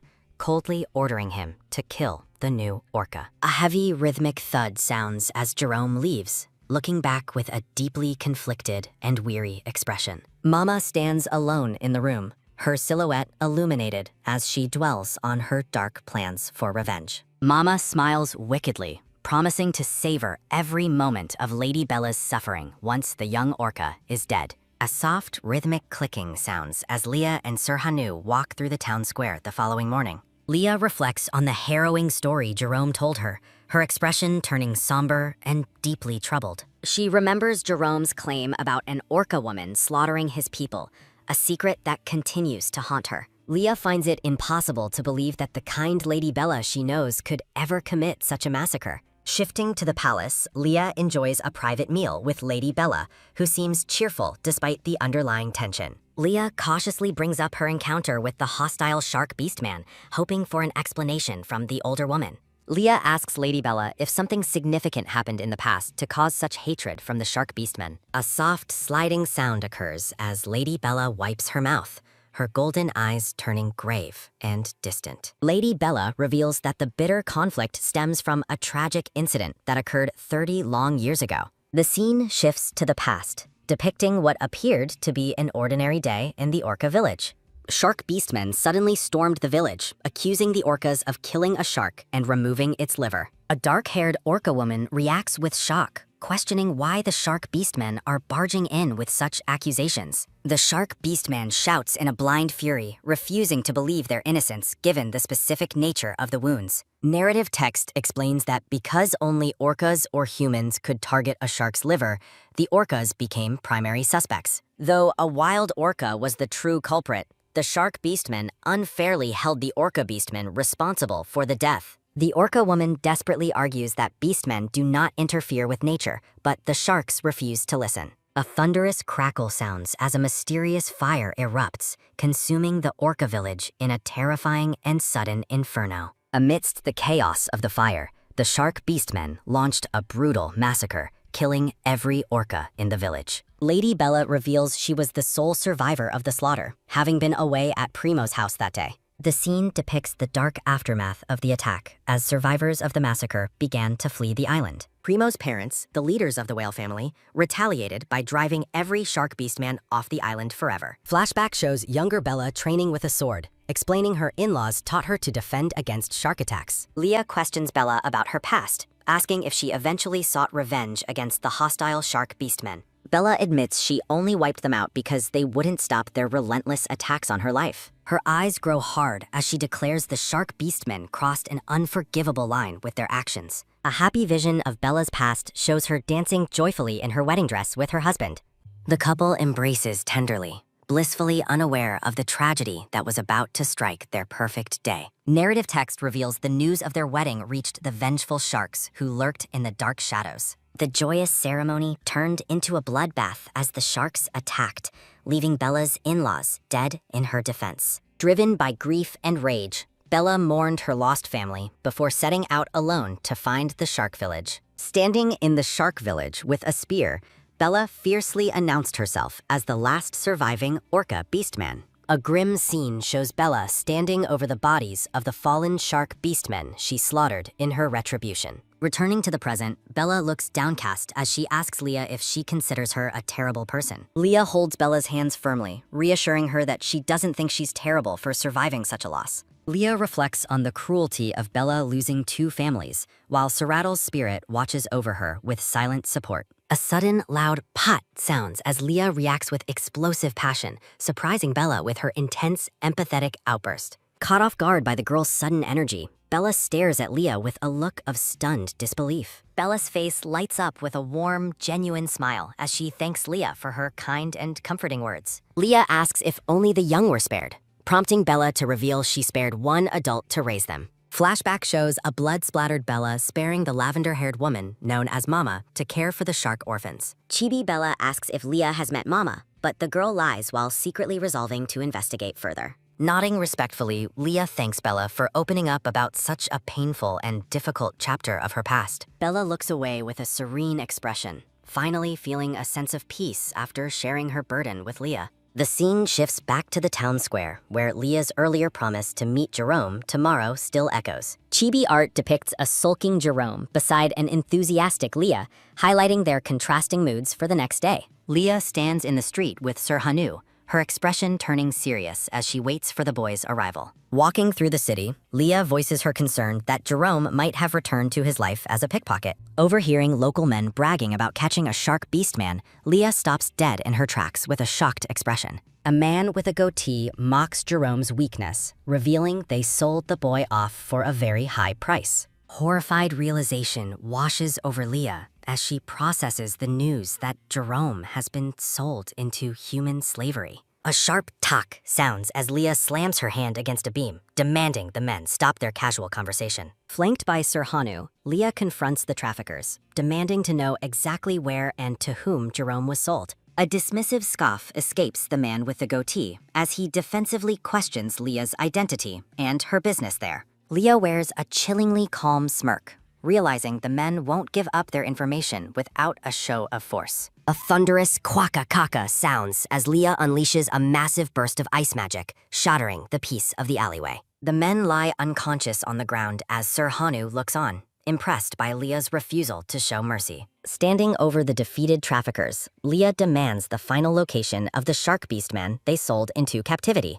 Far out at sea, Jerome sits alone in the dark hold of a ship, fearing he'll be a slave forever. Jerome bitterly recalls how his own kind would only mock him for being caught rather than trying to help. A heavy quang sounds as Jerome huddles in the shadows, startled by someone suddenly entering his dark prison cell. Jerome looks up in shock as a udangtang crash sounds, his captors demanding to know how an intruder entered. Jerome scoffs at the idea of a miracle, but is stunned when Leah suddenly peeks through the ship's hatch. His mouth hangs open in pure astonishment, unable to believe the girl he just met came for him. Leah hops down into the hold with a soft "ucha," immediately noticing Jerome's tear-stained face and bound hands. Jerome watches her with wide-eyed wonder, questioning why she would risk herself to rescue a thief like him. A soft "jusum" sounds as Leah gently takes Jerome's hands, beginning to untie the rough ropes binding his wrists. Leah scolds him for being careless,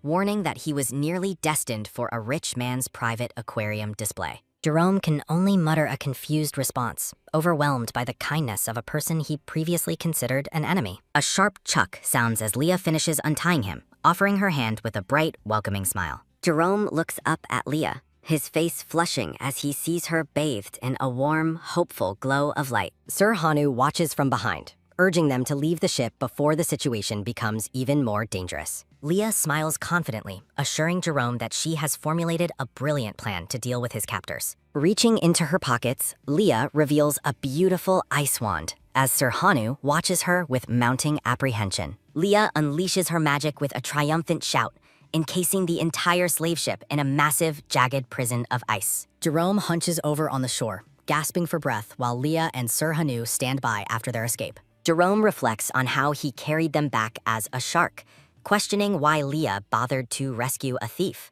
Leah presents the dagger she reclaimed from the traffickers, explaining she couldn't let her underling be sold away. A look of stunned realization crosses Jerome's face as he stares at the weapon he was meant to use. Jerome remembers the weight of Mama's cold expectations, realizing the cycle of manipulation that had governed his life. Looking at Leah, Jerome feels a surge of emotion, identifying her as the first person to ever truly care. Leah tells Jerome to throw the dagger away, dismissively labeling the instrument of his dark mission as mere trash. Gripping the dagger, Leah looks toward the future with a determined expression, ready to move past the island's conflict. Jerome looks down with a soft, sincere expression, finally offering his heartfelt thanks to Leah for saving him. Surrounded by a floral glow, Leah smiles warmly, satisfied that she was able to help the young shark beastman. The scene shifts to the Grand Palace at sunset, where the immediate crisis on the island appears finally resolved. Having overexerted her mana, Leah transforms into a tiny blue penguin as Sir Hanu secretly carries her back home. Cyrodiil stands in the room with his arms crossed, dramatically questioning how Leah could end up in such a state. Clutching his chest with a pained expression, Cyrodiil laments the situation while the penguin Leah stares up at him blankly. A sharp pang sounds as the grumpy blue penguin reacts to Cyrodiil's over-the-top dramatics with clear annoyance. A soft wang sounds as the exhausted penguin flops face down on the bed, demanding that Cyrodiil leave the room. Cyrodiil looks down at the tiny, face-planted bird with a soft and affectionate smile, finding her behavior quite charming. Sitting on the bed, Cyrodiil gently pats the Leah penguin's head, telling her to stop being so annoying. Leah penguin feels a surge of mana recharging her body as she enjoys the comfort of Cyrodiil's gentle touch. Cyrodiil watches her with a tender, focused gaze, his expression softening as he shares his energy with the girl. A soft, glowing energy transfers from Cyrodiil's hand to Leah's head, helping her recover from the day's magical exhaustion. Leah wakes up in her human form, surprised to find a sleeping Cyrodiil lying peacefully on the bed beside her. Leah gazes at Cyrodiil's sleeping face, thinking about how handsome he is and fighting the urge to touch him. Leah reacts with a startled jump as she realizes Cyrodiil is beginning to stir and wake from his slumber. Cyrodiil's golden eyes flutter open as he whispers Leah's name, still half asleep in the quiet morning light. Turning toward her, Cyrodiil offers a warm and radiant smile that catches Leah completely off guard. Leah turns away with a deep blush, flusteredly telling Cyrodiil not to make such a handsome face around anyone else. Cyrodiil leans back casually, teasingly suggesting that since she's so affected by him, she must take responsibility for him. Leah observes Cyrodiil closely, noting that despite his effortless flirting, he always gets shy when she takes the lead. Cyrodiil looks away with a slight blush, his earlier confidence wavering under Leah's sudden and intense scrutiny. A playful thought crosses Leah's mind as she wonders if she should tease the silver-haired man a little more. A mischievous smirk plays on Leah's lips as she prepares to flip the script on Cyrodiil's constant flirting. Leah asks if he plans to stay all night, and Cyrodiil responds that he would, provided she doesn't mind. Cyrodiil tries to reclaim his composure, teasing Leah by asking if she is feeling embarrassed by his presence. Leah looks up with a beaming, confident smile, completely unfazed and ready to play along with his game. Cyrodiil's face turns a bright, vivid red as Leah's bold and cheerful response catches him totally by surprise. A sudden pat sounds as Cyrodiil bolts upright, his face flushed with extreme embarrassment from Leah's playful teasing. Cyrodiil rushes out of the room in a panicked blur, leaving a wrapped-up and confused Leah behind in bed. Wrapped tightly in her blanket, Leah watches him go with a triumphant and amused smile on her face. Outside the door, Cyrodiil looks deeply conflicted and flustered, struggling to process the interaction he just had. Leah claps her hands together with a joyful giggle, clearly enjoying the rare sight of a flustered Cyrodiil. Cyrodiil leans against the doorframe, covering his mouth as he tries to calm his racing heart. Taking a deep breath, Cyrodiil attempts to compose himself,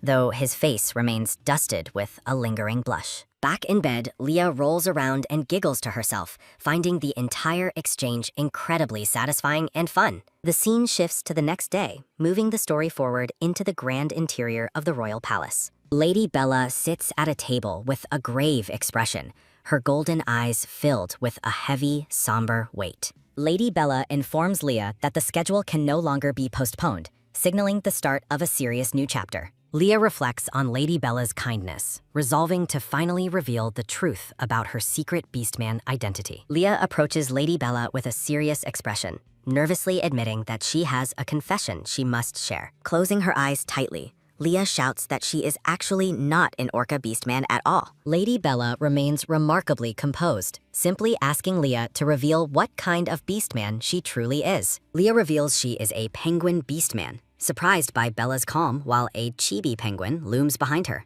A warm and knowing smile spreads across Lady Bella's face, signaling her complete and maternal acceptance of Leah. Leah is left stunned by the lack of shock, wondering why Lady Bella is so unfazed by her secret. Pulling Leah into a warm embrace against a floral backdrop, Lady Bella demonstrates her deep affection and support. Lady Bella asks if Leah belongs to Sir Reynos, prompting Leah to confirm her connection to the man. Tears of relief fill Leah's eyes as she realizes she no longer has to hide her true self. Gently wiping away Leah's tears, Lady Bella offers comfort and reaffirms their bond with a soft, caring touch. Leah looks up with a blush, still feeling vulnerable while questioning if her secret is truly safe now. Leah recalls Sir Reynos' complicated feelings toward beastmen, worrying if he could ever truly accept her true form. Bella suggests maintaining the orca facade for now, promising to help Leah until she's ready to tell Reynos. Chibi art depicts Bella playfully asking to try something with the penguin, leaving a chibi Leah confused. Reaching out with a determined grasp, Lady Bella prepares to fulfill her whimsical desire regarding Lia's penguin nature. Lifting Leah high, Lady Bella spins her around joyfully, celebrating Leah's true identity in a whimsical, lighthearted way. Laughing happily, Lady Bella exclaims about flying penguins while spinning the dizzy and bewildered girl around. Leah stares with wide eyes, completely overwhelmed by Lady Bella's sudden and enthusiastic display of playful affection. Standing in the quiet library, Leah recalls Nikita's advice and decides to search for a hidden secret room. Leah explores the shelves of the vast library, searching for the hidden entrance Nikita previously mentioned. Spotting a suspicious door hidden among the bookshelves, Leah suspects she has finally found the secret laboratory. Leah tentatively turns the handle, relieved to find the door is unlocked and allows her to enter quietly. Entering the secret chamber, Leah finds herself in a grand laboratory filled with ancient books and scientific tools. Noticing a single empty spot on the shelf, Leah wonders what book could be missing from the collection. Leah retrieves a volume from the shelf, only to find the text written in an unfamiliar ancient script. Cyrudal's voice startles Leah as he suddenly appears, questioning how she managed to enter the restricted secret room. Cyrudal greets Leah with a relaxed smile, amused by her shocked reaction to his unexpected presence in the room. Cyrudal explains the space likely recognized her mana, leaving a confused Leah questioning his cryptic and strange words. Leah hands the book to Cyrudal, admitting she is unable to make sense of the writing within it. Opening the book, Cyrudal reads about a world ruled by pure-blood humans, startling Leah with his comprehension skills.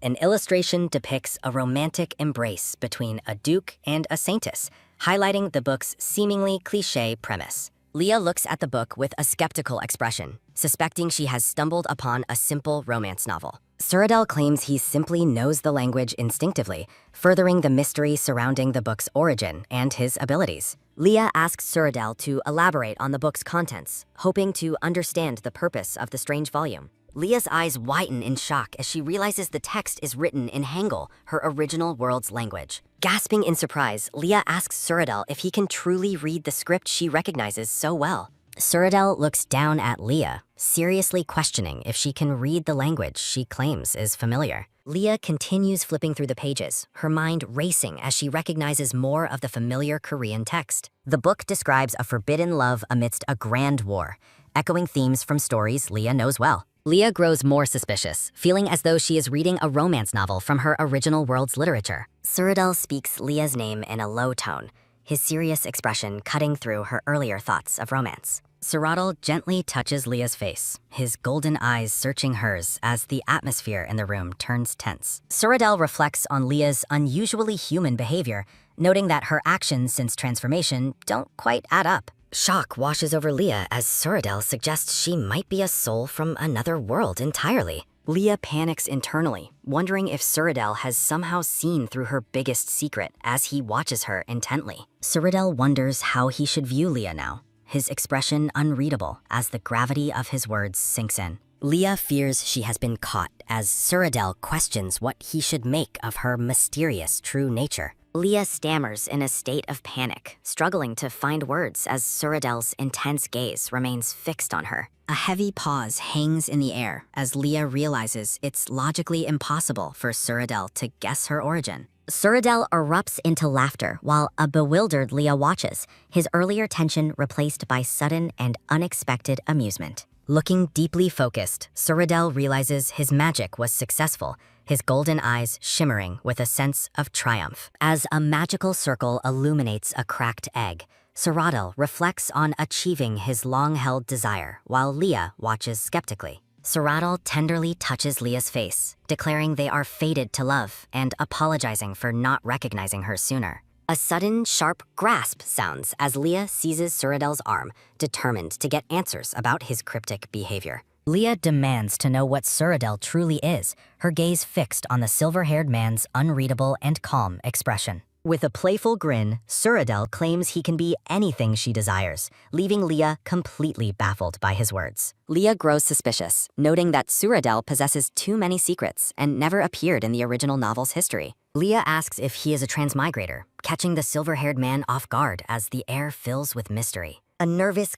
gulp escapes Leah as Cyrodiil questions if she believes he originated from another world entirely. Cyrodiil insists he was born and raised in this world, yet Leah remains unconvinced of his mysterious background. Leah observes him closely, certain that his knowledge of other worlds proves he is hiding a significant secret. A firm grasp sounds as Leah refuses to let Cyrodiil end the conversation until she receives the truth. Cyrodiil looks away, admitting he is too scared to tell her everything, leaving Leah paused in utter confusion. Their hands meet with a soft shh as the silver-haired man calls Leah's name with deep, quiet intensity. A gentle peck sounds as Cyrodiil kisses Leah's hand, his eyes closed in a moment of profound vulnerability. Cyrodiil makes a shocking confession, revealing that his greatest fear is Leah's very existence in this world. Leah struggles to understand why a top predator would fear a mere penguin beastman like herself. A sudden clutch sounds as Cyrodiil grips her hand tightly, his smile hiding the gravity of his words. Cyrodiil's golden eyes search hers, his gaze filled with a complex mixture of affection and unspoken heavy burdens. Leah reflects on her hidden nature, wondering how her identity as a penguin could possibly influence such a predator. Leah demands an explanation, but Cyrodiil insists on ending the discussion, creating a wall between them once more. Cyrodiil leans in close, his presence overwhelming Leah as the atmosphere between them grows incredibly tense and intimate. Leaning toward her, Cyrodiil whispers a soft and desperate confession of love that leaves Leah completely stunned. Leah reacts with a startled flinch as Cyrodiil hugs her, sadly noting that his love is not returned. The two stand in silence on the patterned floor of the Grand Library as the conversation reaches its end. The scene shifts to the bright and bustling capital city, moving the narrative forward into a new day. Accompanied by Lady Bella and Cyrodiil, Leah returns to the palace, regretting she couldn't see Jerome before leaving. A quiet shh sounds as Leah sits at her desk, diligently writing a farewell letter to her friend Jerome. In a distant room, the blue-haired Jerome reads Leah's heartfelt message, touched by her claim that they are friends. A soft poof escapes Jerome as he smiles at Leah's gift, a sparkling blue gem intended for his dream. A loud thwack sounds as Lady Bella scolds Lord Primo for knowing Leah's penguin identity and keeping it secret. Leah and Cyrodiil stand together in the palace, though an awkward and lingering distance remains between the two. A quick glance reveals Leah's lingering uncertainty as she observes the silver-haired man standing quietly beside her. Cyrodiil remains silent, his expression unreadable as he stares ahead, seemingly lost in his own complicated thoughts. With a sudden whip, Leah turns away, her internal monologue reflecting on their increasingly strained and difficult relationship. Leaning out her window, Leah wonders if Cyrodiil keeps secrets because he finds her fundamentally untrustworthy or weak. A sudden crash startles Leah as someone calls out for her, breaking her deep and somber internal reflection. A panicked "pot" sounds as the maid Prim bursts in, announcing that Theodore from House Wolf is dying. Leah is distracted by Prim's personal life, asking if she has started dating the man named Jack again. A playful "shake" sounds as Leah dismisses the idea while Prim teases her about surrendering to someone's cuteness. A sharp crack emphasizes Prim's explanation that Theodore's condition is critical because his soul imprinting failed. Prim explains that House Wolf is searching for the mysterious woman Theodore imprinted on, causing Leah's face to pale. A frustrated Arg, escapes Leah as she worries if her actions at the hunting tournament caused this disaster. Leah's expression hardens with resolve as she realizes she cannot ignore the consequences of the imprinting. A heavy "do done" sounds as Leah declares her determination to uncover the truth and help the dying man. A rhythmic tap-tap echoes as Leah walks purposefully down the stone path, disguised for her secret mission. Prim notes that Leah stands out too much for a maid, but hopes the disguise will hold temporarily. Leah thanks Prim for her help, now fully disguised as a maid with long, dark hair and blue eyes. Leah prepares to infiltrate the mansion, resolving to check on Theodore's condition through his bedroom window. Leah stands outside, resolving to check on Theodore's condition while disguised as a simple maid. Recalling their intense encounter, Leah hopes to confirm if Theodore has truly imprinted on her. Prim expresses concern for Leah's safety, doubting her ability to climb a tree in her delicate body. The eye-patched Jack provides essential reconnaissance, mapping out the Wolf family's movements and the bedroom location. Leah teases Prim about her debt to Jack, making the pink-haired maid blush in lighthearted embarrassment. With a determined fist, Leah sets off on her mission as Prim warns her to be careful. Moving with a quick shh, Leah rushes toward the mansion, aiming for the large tree beside it. Using every ounce of strength, Leah begins her arduous climb up the rough bark of the tree. Finally reaching a branch, Leah sighs in relief while lamenting the trouble Theodore has caused her. Peering through the glass, Leah spots the black-haired Theodore lying motionless and unwell in his bed. Seeing his pale complexion, Leah feels a pang of worry for the man who seems to be suffering. Leah wonders if her presence would help him, but she finds it difficult to see clearly from afar. Straining for a better look, Leah searches for a way to get closer to the ailing wolf. A sudden thump sounds as Theodore's eyes snap open, his red gaze fixing directly on the startled Leah. Panicking, Leah leaps from the tree with a desperate jump, intent on making a quick getaway. Leah flees as fast as she can, terrified that Theodore's glowing eyes actually saw her hidden presence. A heavy clack sounds as Theodore leaps from his balcony, landing with terrifying precision to chase the intruder. Shocked by his sudden burst of energy, Leah runs for her life as Theodore pursues her relentlessly. Leah realizes her presence inadvertently healed him, fueling her determination to escape before being caught. Theodore lunges forward, his hand nearly catching Leah as she screams in absolute terror. A sharp snap echoes as Leah's foot twists, causing her to lose her footing and stumble. With a loud crash, Leah falls face first onto the ground, her escape attempt coming to a painful halt. Cornered and desperate, Leah realizes she must use her hidden magical ring to escape certain capture. Clutching the glowing ring, Leah cries out for help as Theodore closes the distance between them. A brilliant flash of light erupts at Leah's feet as her magical SOS signal is finally activated. In a swirl of blue mana, Cyrodiil suddenly appears, his presence startling both Leah and her pursuer. Cyrodiil looks around in confusion while Theodore's hand remains firmly gripped on Leah's trembling arm. Theodore pulls her back with a silent intensity, refusing to let go of the woman he recognizes. Theodore reacts with a sharp flinch as a mysterious energy begins to manifest around them. Looking flustered, Theodore blushes as Leah realizes the gravity of the mess she has created. Their hands meet with a quick tsk as the atmosphere between the three becomes unbearably tense. Cyrodiil protectively holds the trembling Leah, his golden eyes narrowing as he checks her for injuries. Leah clutches her skirts, her hands shaking from the pain and the sheer intensity of the confrontation. A dark shadow falls over Cyrodiil's face as he demands Theodore provide a good explanation for his actions. The two powerful men face off over the fallen Leah, their clashing auras filling the garden with tension. Theodore reminds Cyrodiil they're on wolf territory, but Cyrodiil prioritizes Leah's well-being above all else. Theodore demands to know why Cyrodiil cares so much for a mere maid, his red eyes burning. Begging to leave, Leah admits she is in pain, prompting Cyrodiil to relay her request coldly. With a sudden whip, Cyrodiil teleports Leah away, leaving a stunned Theodore standing alone in the garden. Theodore stares at the empty space, Cyrodiil's name escaping his lips with a mixture of anger and regret. Theodore reflects on the moment their eyes met, knowing instantly that Leah is the one he sought. Confirmation fills his mind as he realizes Leah is the true partner he has actually imprinted on. He recalls the overwhelming desire to hold her, his expression softening despite the chaotic circumstances. A sharp grit sounds as Theodore vows never to let Leah slip away again after finding her. Soradel looks on with a somber gaze, reflecting on the complicated web of misunderstandings surrounding Leah's imprinting. Leah and Soradel are depicted as a romantic couple, highlighting the perceived bond that Theodore resents. Brooding in the darkness, Theodore dismisses their relationship, his eyes glowing with a possessive red light. Surrounded by thorny purple roses, Theodore declares his intent to take Leah for himself regardless of Soradel. The scene shifts to the grand palace exterior, marking the beginning of a new day and chapter. A woman in an elegant, patterned green gown walks gracefully through the palace's sun-drenched corridors. A sudden thump startles the dark-haired Lady Bella as she overhears a conversation about a painful, swelling injury. Furious, Lady Bella storms toward the double doors with a sharp pat to confront Soradel about touching Leah. She suddenly pauses, her hand frozen on the door handle as she reconsiders her hasty and angry entrance.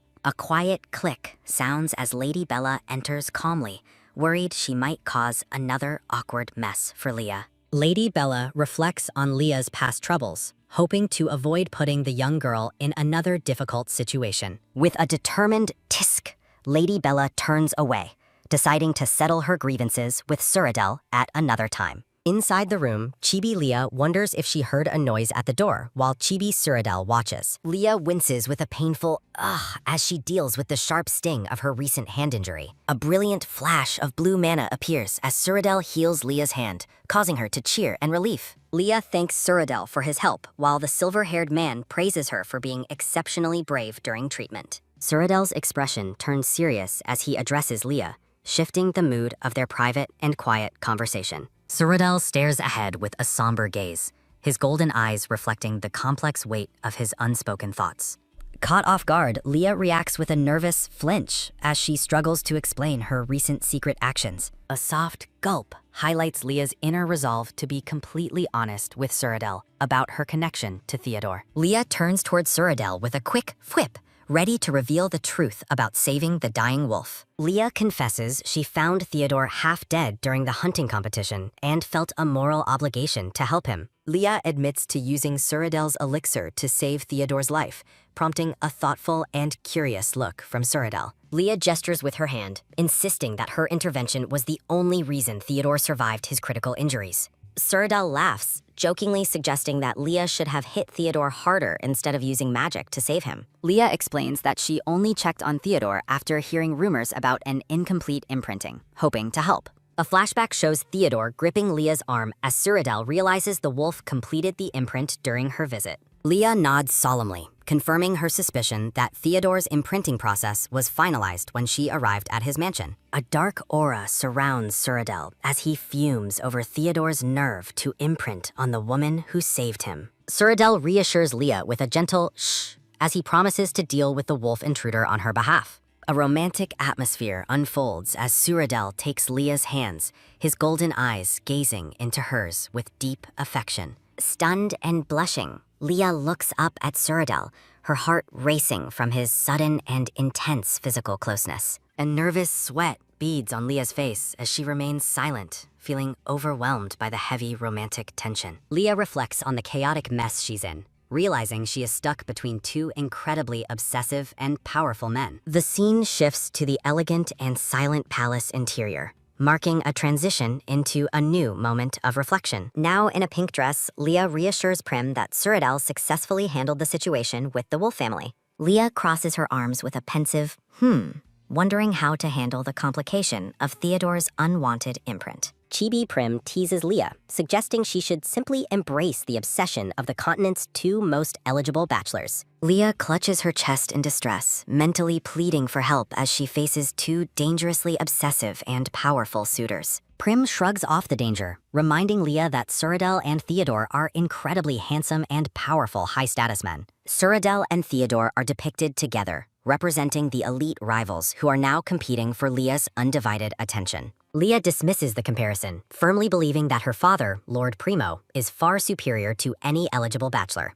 A vision of the blue-haired Lord Primo appears as Prim admits he was merely a boss to her. Shaking off her thoughts with a sigh, Leah redirects the conversation toward her mission involving the woman Anemone. Leah discusses her plan to approach Anemone, recalling her intentions to gather more information about the mysterious human. Leah ponders the strange situation, noting that Anemone was the only human in the novel who didn't get sick. A vision of the blonde Anemone appears before a giant book, surrounded by dark thorns and a somber atmosphere. Determined to uncover the truth, Leah resolves to find a way to get close to the elusive blonde woman. Prim warns that Anemone hates beastmen due to childhood abuse, making any attempt to approach her extremely dangerous. A sudden "ah" escapes Leah as a brilliant and daring idea finally takes shape in her clever mind. Leah strikes a dramatic and confident pose, leaving the pink-haired Prim looking completely baffled and confused. With a mischievous grin,